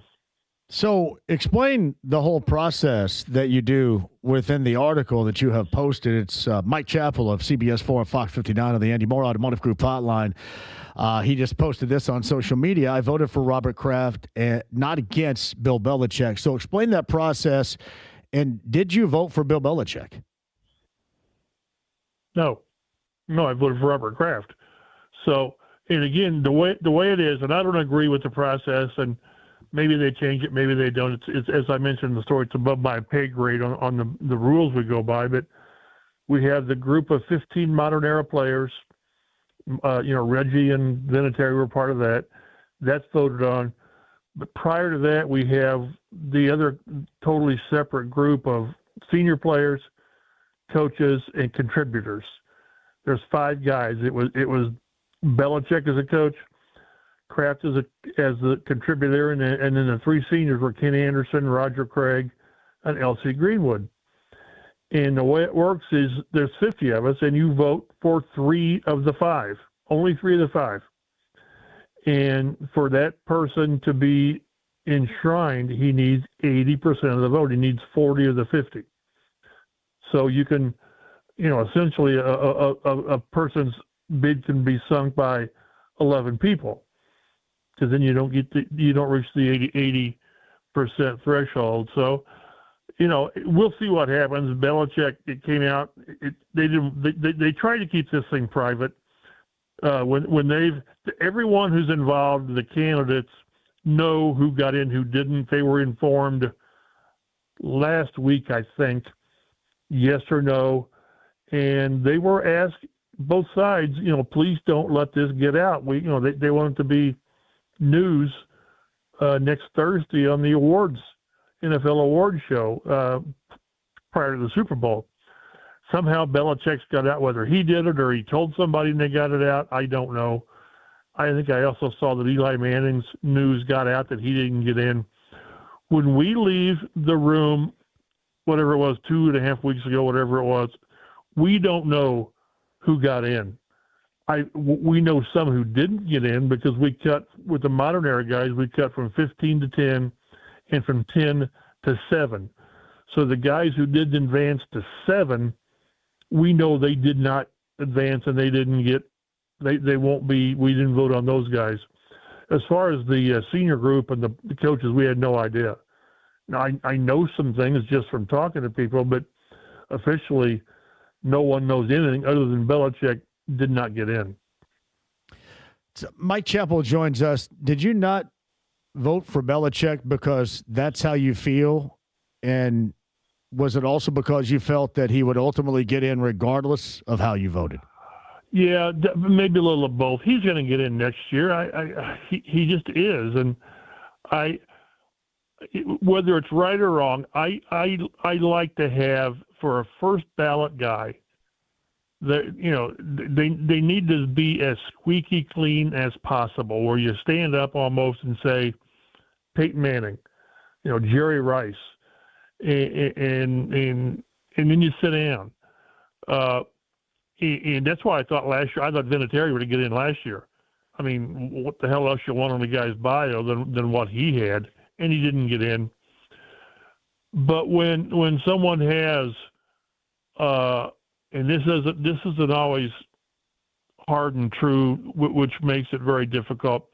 But say you were suspended for 4 games for something, PEDs or whatever, that can be brought in to your decision. And again, like I say, Spygate, yes, Spygate had an impact on my decision. It did, but also the fact that I realized that if these senior guys don't get in this year, they probably will never be mentioned again. Now they might come up again in the next few years, but this is a lot of these guys' last gasp.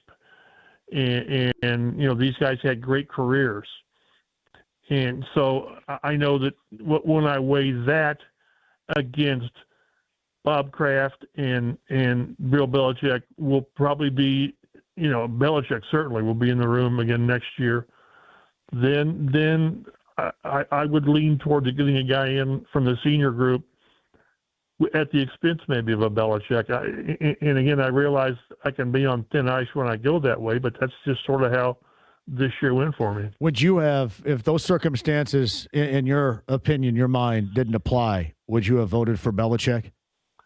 Or would you just did you take a stand because of Spygate? Because then I still would have stuck with Kraft. If it came down to Kraft or Belichick, I mean, I still would have gone with Kraft because that's what I did. And I know I just mentioned again Kraft. He's over everything that Belichick has done there. Well, Kraft was the owner during that time, and even longer. They went to the Super Bowl before Belichick got there, and they've revived the franchise after Belichick left there. And then people need to realize what Bob Kraft's influence was in that labor stoppage in, what was it, 2011. Remember the picture of him and Jeff Saturday sharing an embrace after they came to the agreement, and we've had labor peace since then. It just wasn't all Kraft, but he was a big part of it. So it's the whole thing, and it's very difficult. Again, we're not supposed to mention what goes on in the room, but when you go through the 15 candidates, when you go through the modern era candidates, and when you go through the seniors, coaches, and contributors, almost all the comments that come are, well, this guy's a Hall of Famer. Well, this guy's a Hall of Famer. Well, at some point, you got to whittle it down. Just because the guy didn't get in, just because Vinatieri didn't get in last year doesn't mean he's not a Hall of Famer. Just because, Belichick didn't get in this year doesn't mean he's not a Hall of Famer. And I understand the outrage. I do. But once you get in, as I mentioned in the story, and it's not going to calm anybody's anger, his gold jacket's not going to be a lesser shade of gold than someone who gets in on the first ballot. So it's unpopular. People think they can do it better, and if that's the case, petition the Hall of Fame, and you can have my seat. That's fine. I don't think I'm holier than thou and can't do better. You do the best you can with the class you got. I'm still amazed that it took Marvin Harrison 3 years to get in. I mean, I'm still blown away by that. So it's never perfect. It'll never be perfect. We've changed the voting to where it is harder to get in.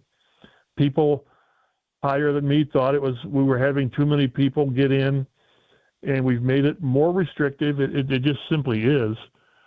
Although, the problem with me is when you're comparing coaches, players, and general managers and owners and all that, it's very difficult. And again, I fall back on this is the decision I made, and I'll just have to deal with all the vitriol on social media. He is Mike Chappell of CBS 4 and Fox 59. He's on the Andy Moore Automotive Group hotline, and again, the article is up right now. It is, I voted for Robert Kraft, not against Bill Belichick. I guess coming from, because you're getting a lot of, well, you're pro-Colts, and that's the reason why you don't like the Patriots, you don't like Belichick, right, all this. Have you ever taken a similar stand in an opportunity in not voting for a Colts player, or have you taken a stand as far as what you did? You mentioned Spygate, and sometimes you got to hold something against somebody like Belichick, even though ultimately he's going to get in.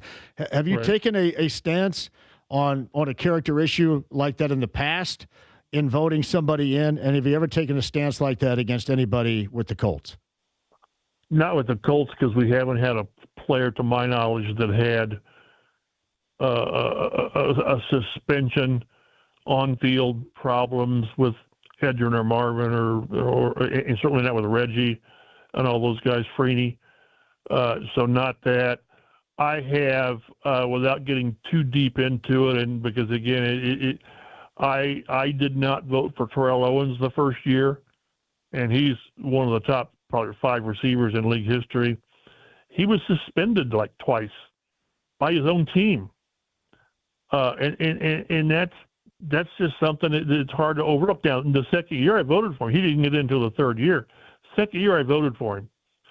Again, maybe that's my flaw of where I really like for a first ballot guy to be really, really clean as much as possible with his resume, and he wasn't.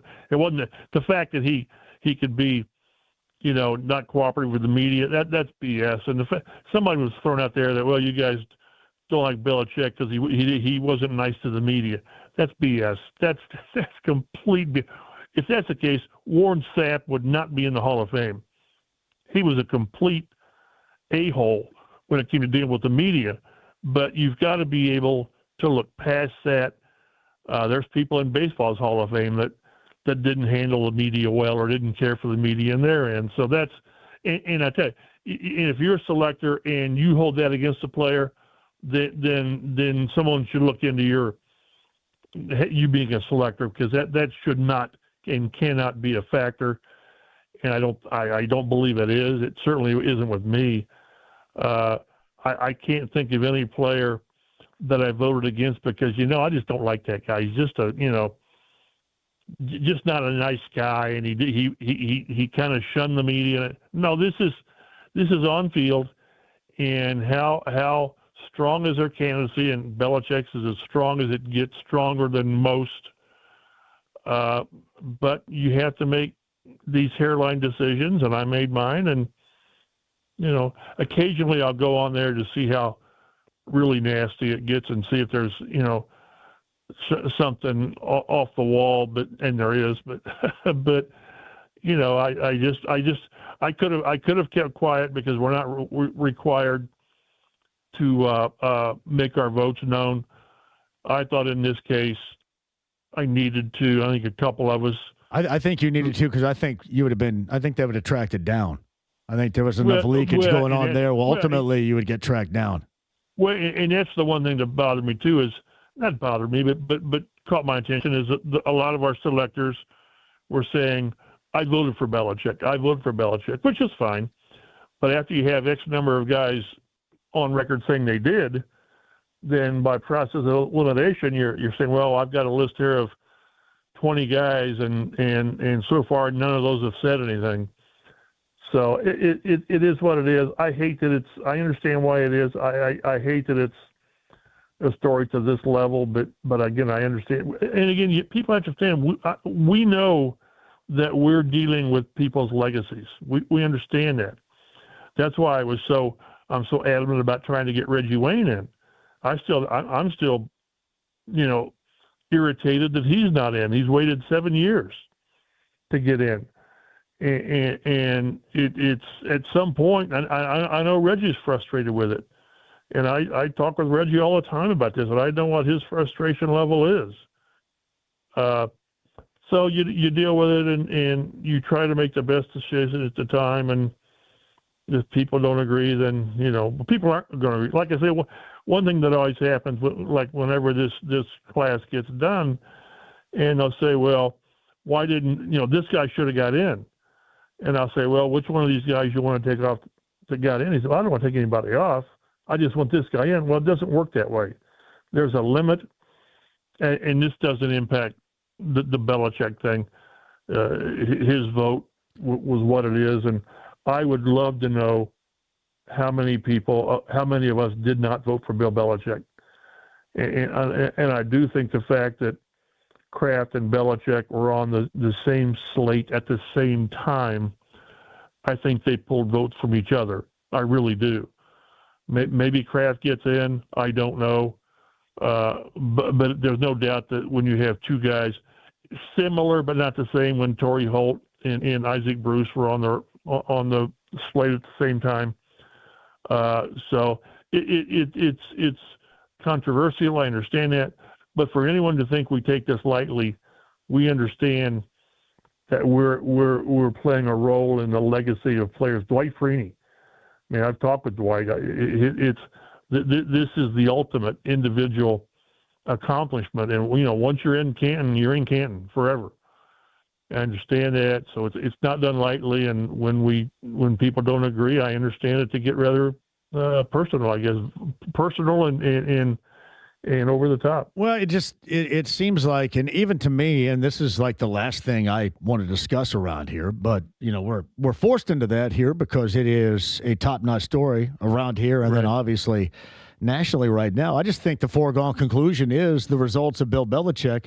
You're talking about New England, and then you go back with his times with Parcells as D coordinator of the Giants, that he is worthy of this honor, and that outweighs that of Spygate to a point to where if there is a first ballot Hall of Famer, he should absolutely be a slam dunk there. And clearly you don't believe that.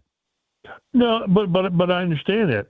And again, 50 selectors, maybe 35 believe that, and that's fine. And that's how they believe. And then that would mean 15 of us took the other approach.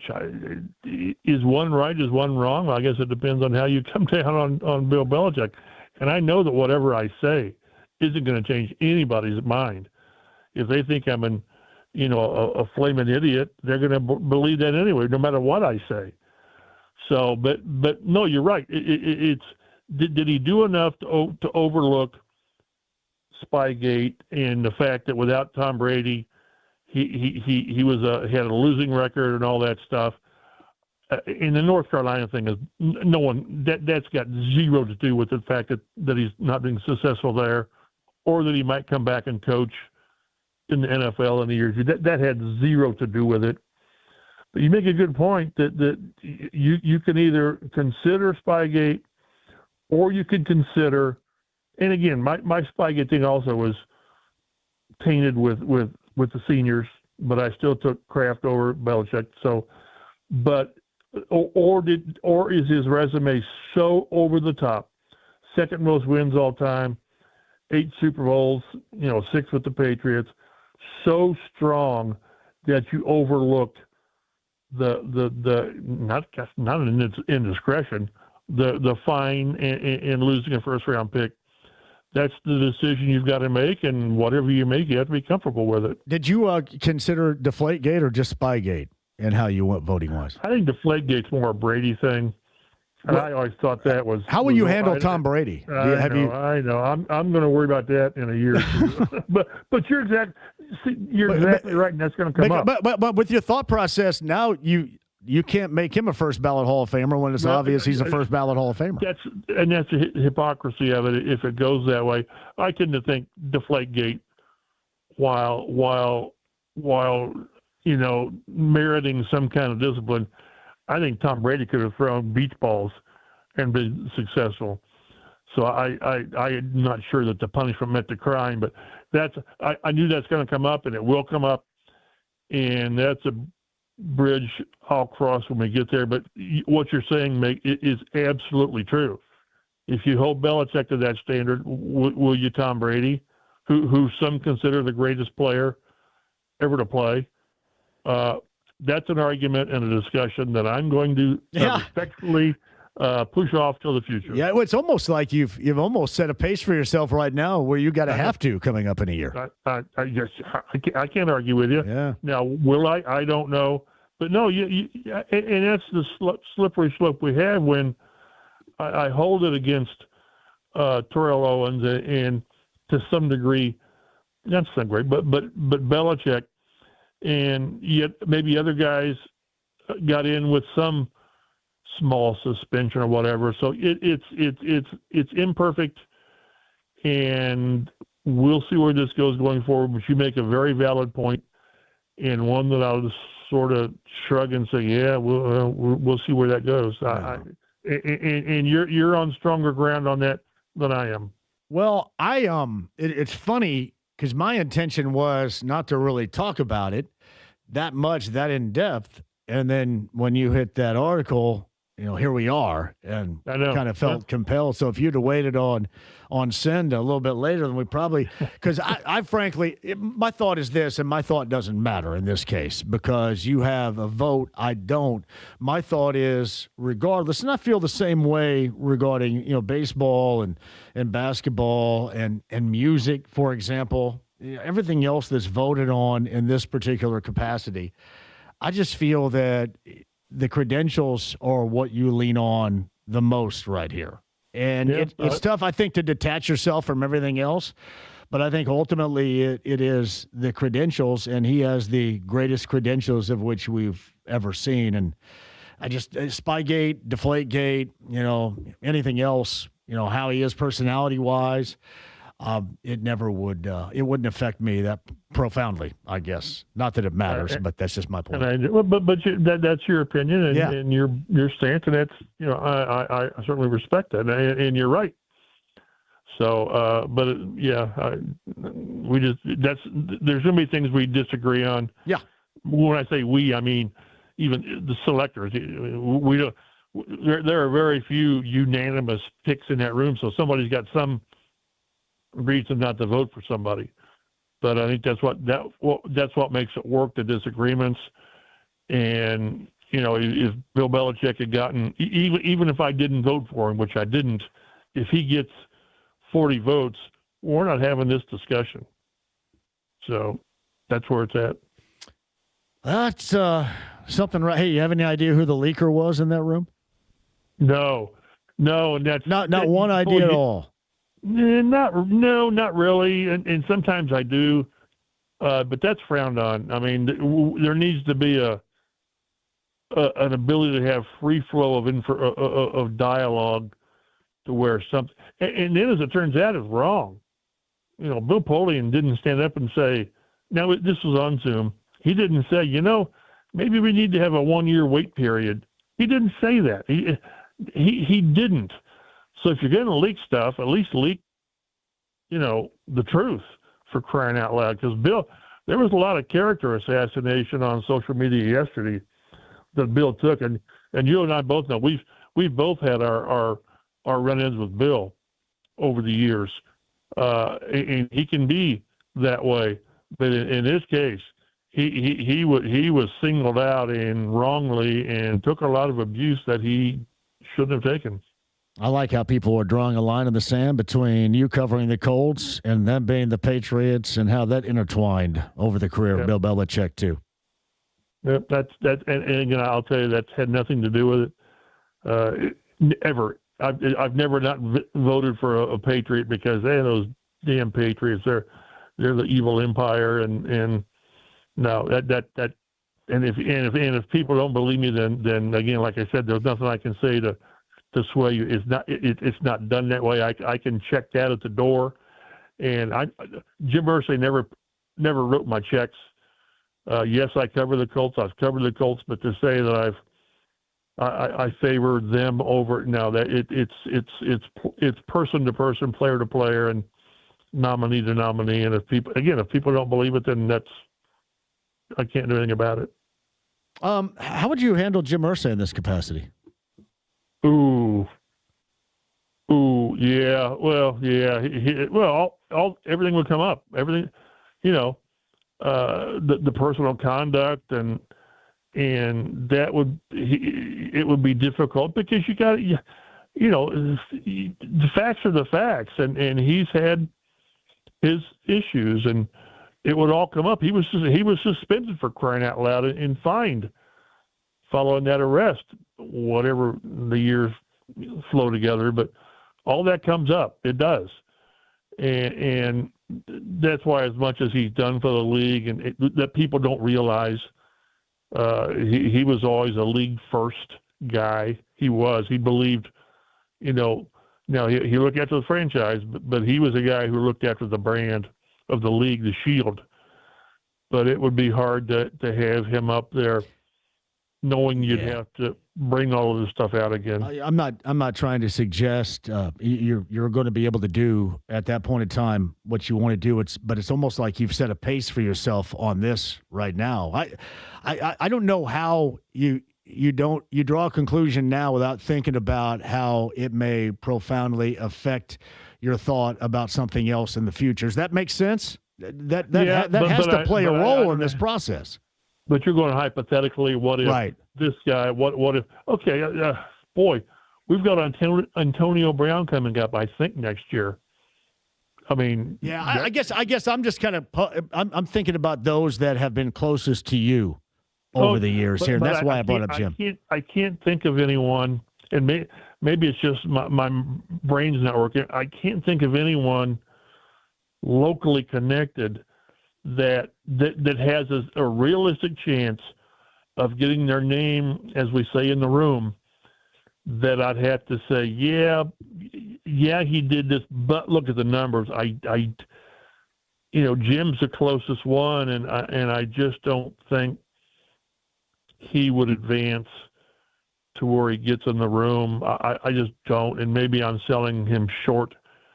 There's other contributors and coaches and GMs and all that to be decided. But besides him, I can't think of anyone who did something, illegal or whatever that's got a chance of getting in the room that I have to justify and say, well, yeah, but look what you did in the field. And maybe I'm forgetting somebody, but I don't think I am.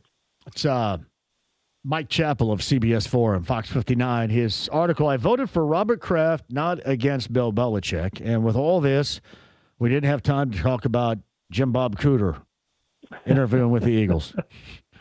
I think he's going to leave. I think he's going to go to the Eagles. I do. Why wouldn't you? You're not calling any plays here, right? Yeah, right. And I know the Colts would not keep him from taking that job. Shane Steichen, he endorses his coaches. I'm a little surprised it hasn't happened yet. So, and then internally we'll see what the Colts do if it comes to that they would replace Jim Bob. But it's always good to see people from your staff. Lou Anarumo interviewed a few places, and he's probably going to stay here with those places being filled. But if Jim Bob gets it, good for him.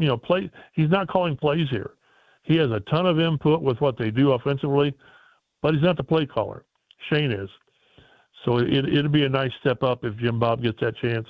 All right. Again, the latest, I voted for Robert Kraft, not against Bill Belichick. Mike Chappell of CBS 4 and Fox 59. You can check that article out yourself and see what you think. Mike Chappell's on the Andy Moore Automotive Group hotline. Mike, we shall do this again coming up next Thursday with no Belichick content.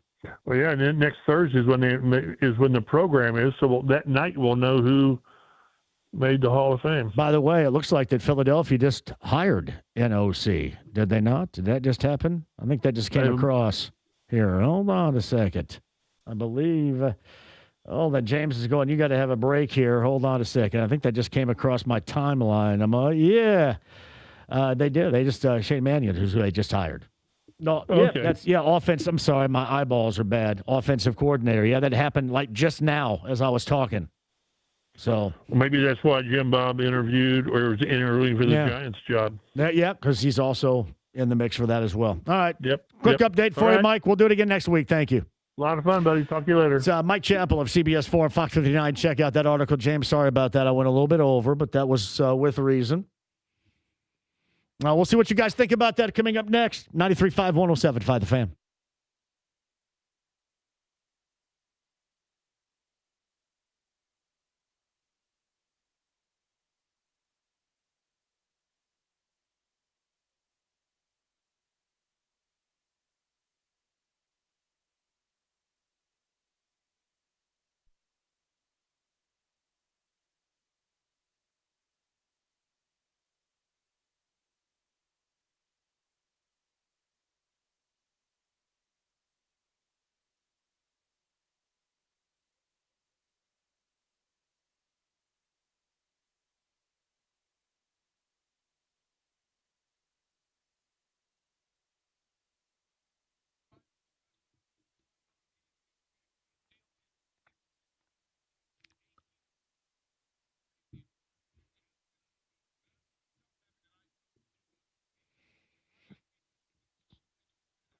I got news for you right here. The best in realty. This is news I've told you about before because it's true. Mark Dietel Realty, 317-755-4232. That's 317-755-4232. MarkDietel.com, MarkDietel.com today. So thinking about maybe I don't know, new digs, new home, a little bit more space, growing the family as we get closer, hopefully soon, to the spring and then into the summertime. Got to go with the best that can get the job done right with the new place, and then obviously dealing with the place in which you're moving from at that moment. The best in realty is Mark Dietel Realty. Mark Dietel, in fact, the only real estate expert I trust and recommend with the sale of my home. Mark Dietel guarantees your home sold at a mutually agreed upon price and deadline, or he will buy it. Pick your move date. There are no long-term contracts, and you can cancel at any time. It's Mark Dietel Realty, 317-755-4232. It's markdietel.com, markdietel.com today.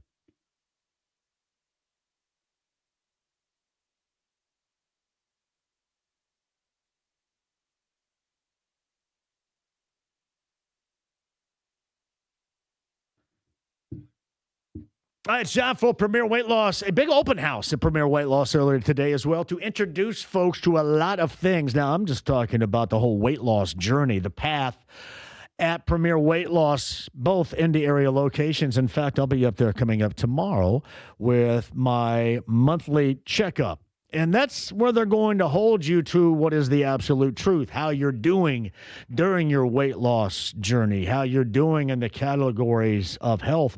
Yeah, for me, it was visceral fat, 0 visceral fat, and you go from a body fat percentage that was 35 when I started, that is all the way down to 12 right now, thanks to Premier Weight Loss. But it's even beyond that at pwlindy.com. It is getting into February, great savings on Botox. It is great savings on the electric toning machine they have for your abs as well. All these different ways and measures you can take to look and feel better and to be more healthy, all at your fingertips, thanks to Premier Weight Loss. Tell them I sent you. Get started in whatever capacity you're feeling today. That's pwlindy.com.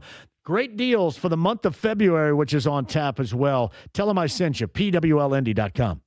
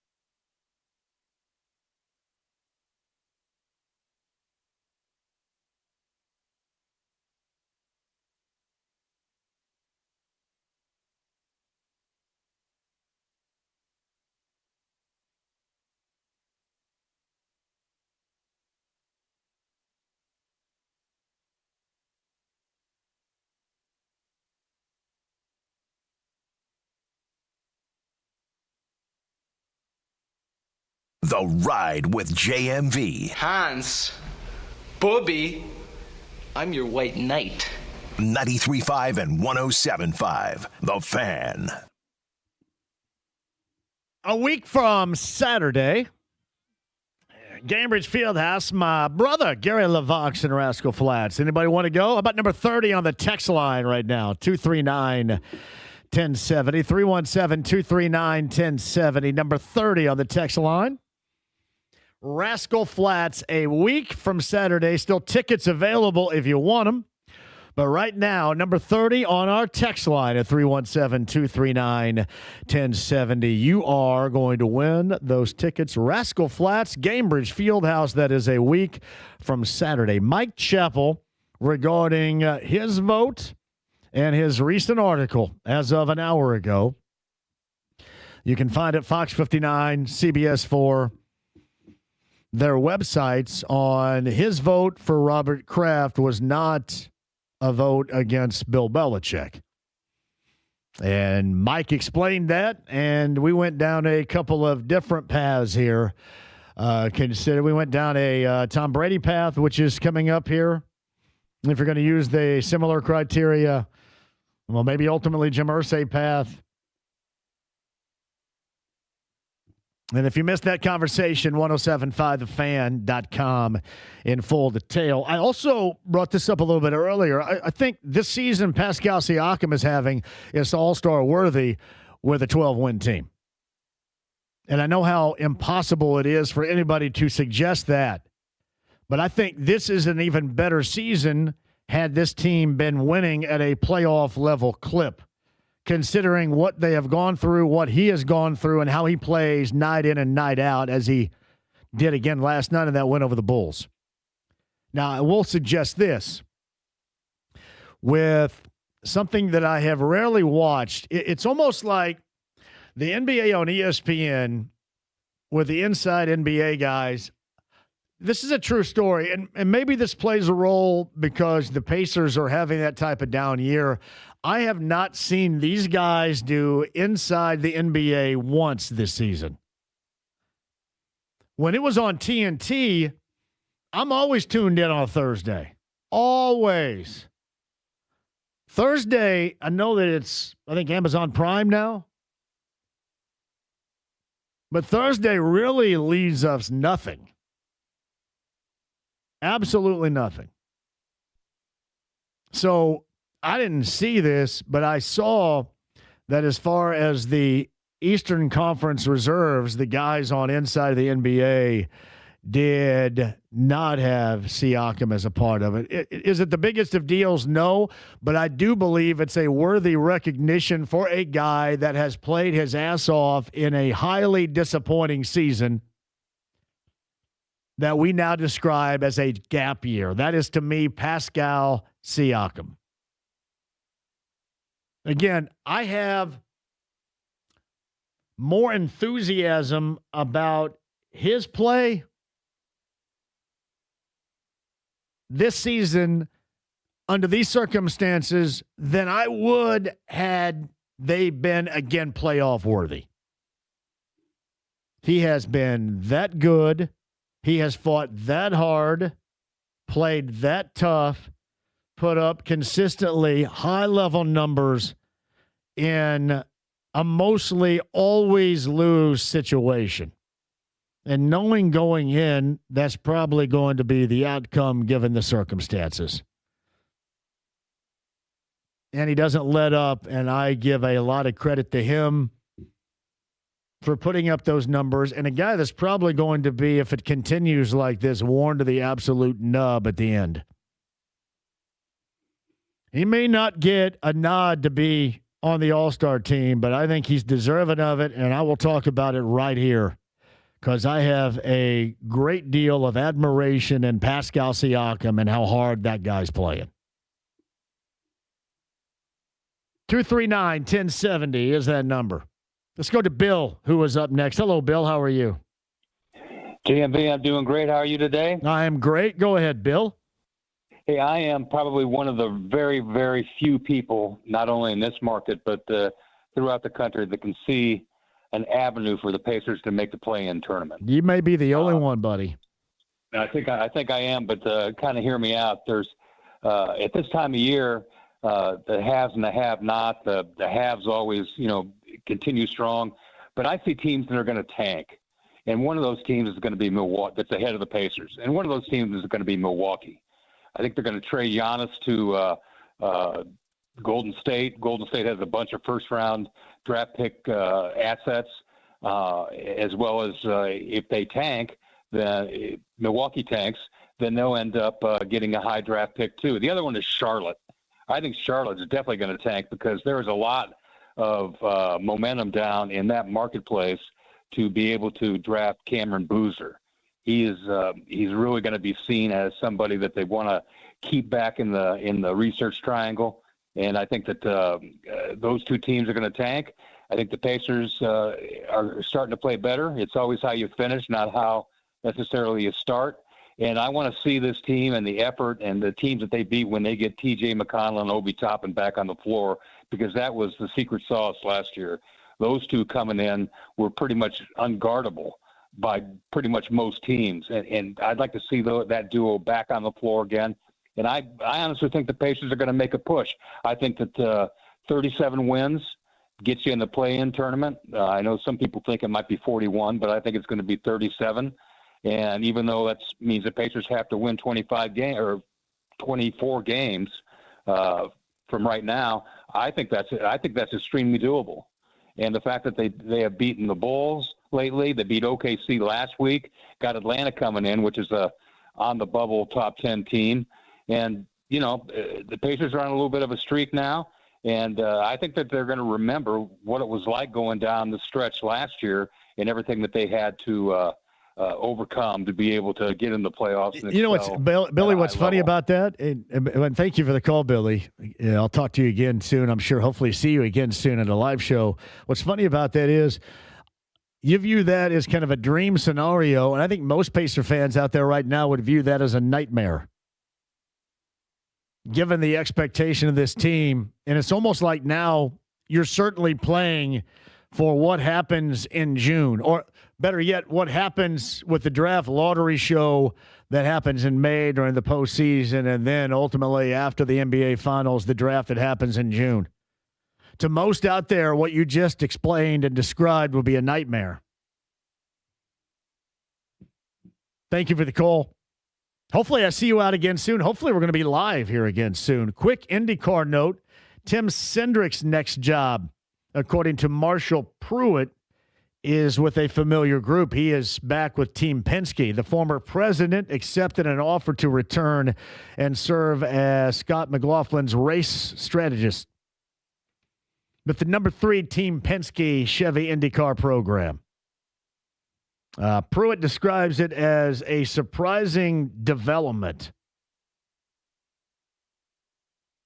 You remember his exit with Team Penske and how that went down. And he is back now. He will be the provider of strategy. Quick update there for IndyCar. That is something I'm sure that Kevin and Kevin next week will talk about on Trackside. Meantime, we'll close out the show on the other side at 239-1070. If you guys want to jump on board, text line 2317-239-1070. Chris Kramer, Mike Chappell, you guys, me, James, and a lot more for you on this Thursday with 93.5, 107.5 The Fan.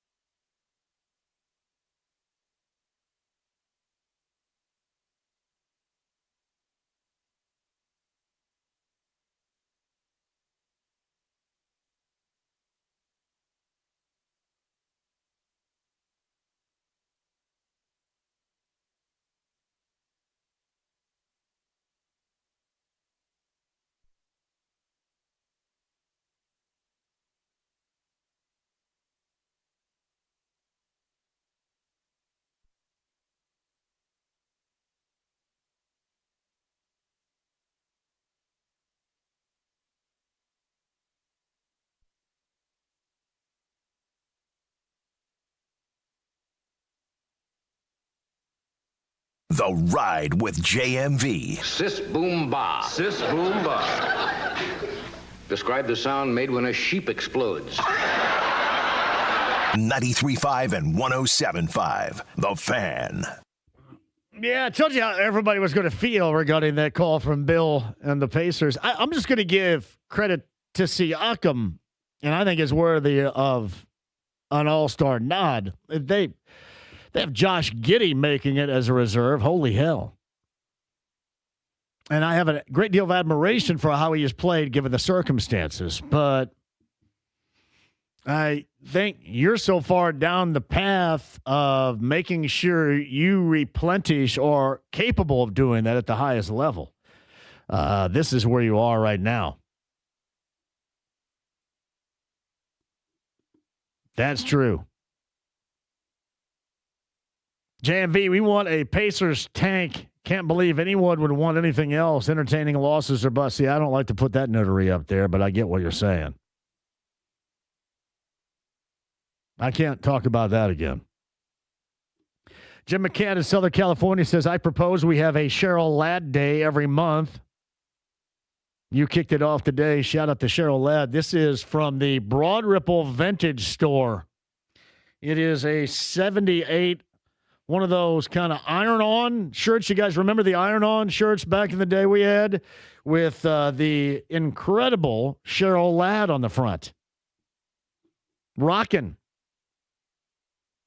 JMV, please tell Bill the Pacers aren't going 25-9. Brian Thomas wants me to hang up on everybody. Only a jackass does that, Brian. Know that. Jackasses are the ones that do that.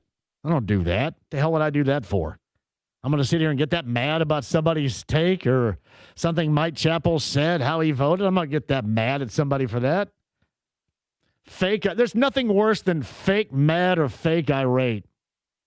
Phony and fraudulent being a fake. I mean, it's one thing if you're a jackass, but most of that crap, as you should know, and if you're not, I'll let you in behind the curtain, is incredibly fake and takes advantage of you. Just so you know, what you want is somebody that is real, and real is me, and real will always be me. Just so you understand. Now, if you missed Mike Chappell a little bit earlier, podcast 1075thefan.com. Not only that, but if you want to check out his article regarding his vote, and basically what he was talking about, I voted for Robert Kraft, not against Bill Belichick. You can check that out. Fox 59. I think both CBS 4 and Fox 59, the website's right there. You can handle that. My thanks to Chris Kramer, who joined us a little bit earlier, the former Boilermaker guard, with the Boilermakers situation and really talking a lot of what Matt Painter, his former coach, had to say about Purdue and where they are right now and what they need to do. They get a Sunday visit to Maryland. That is an absolute red flag if you don't look good against a bad Maryland team after losing 3 straight. You may go ahead and red flag the fact that they've lost 3 straight and the way that they lost in Bloomington on Tuesday, but that would be it. IU, meantime, West Coast, they go for their Southern California trip coming up on Saturday afternoon. Pacers back at it coming up on Saturday at home against Atlanta.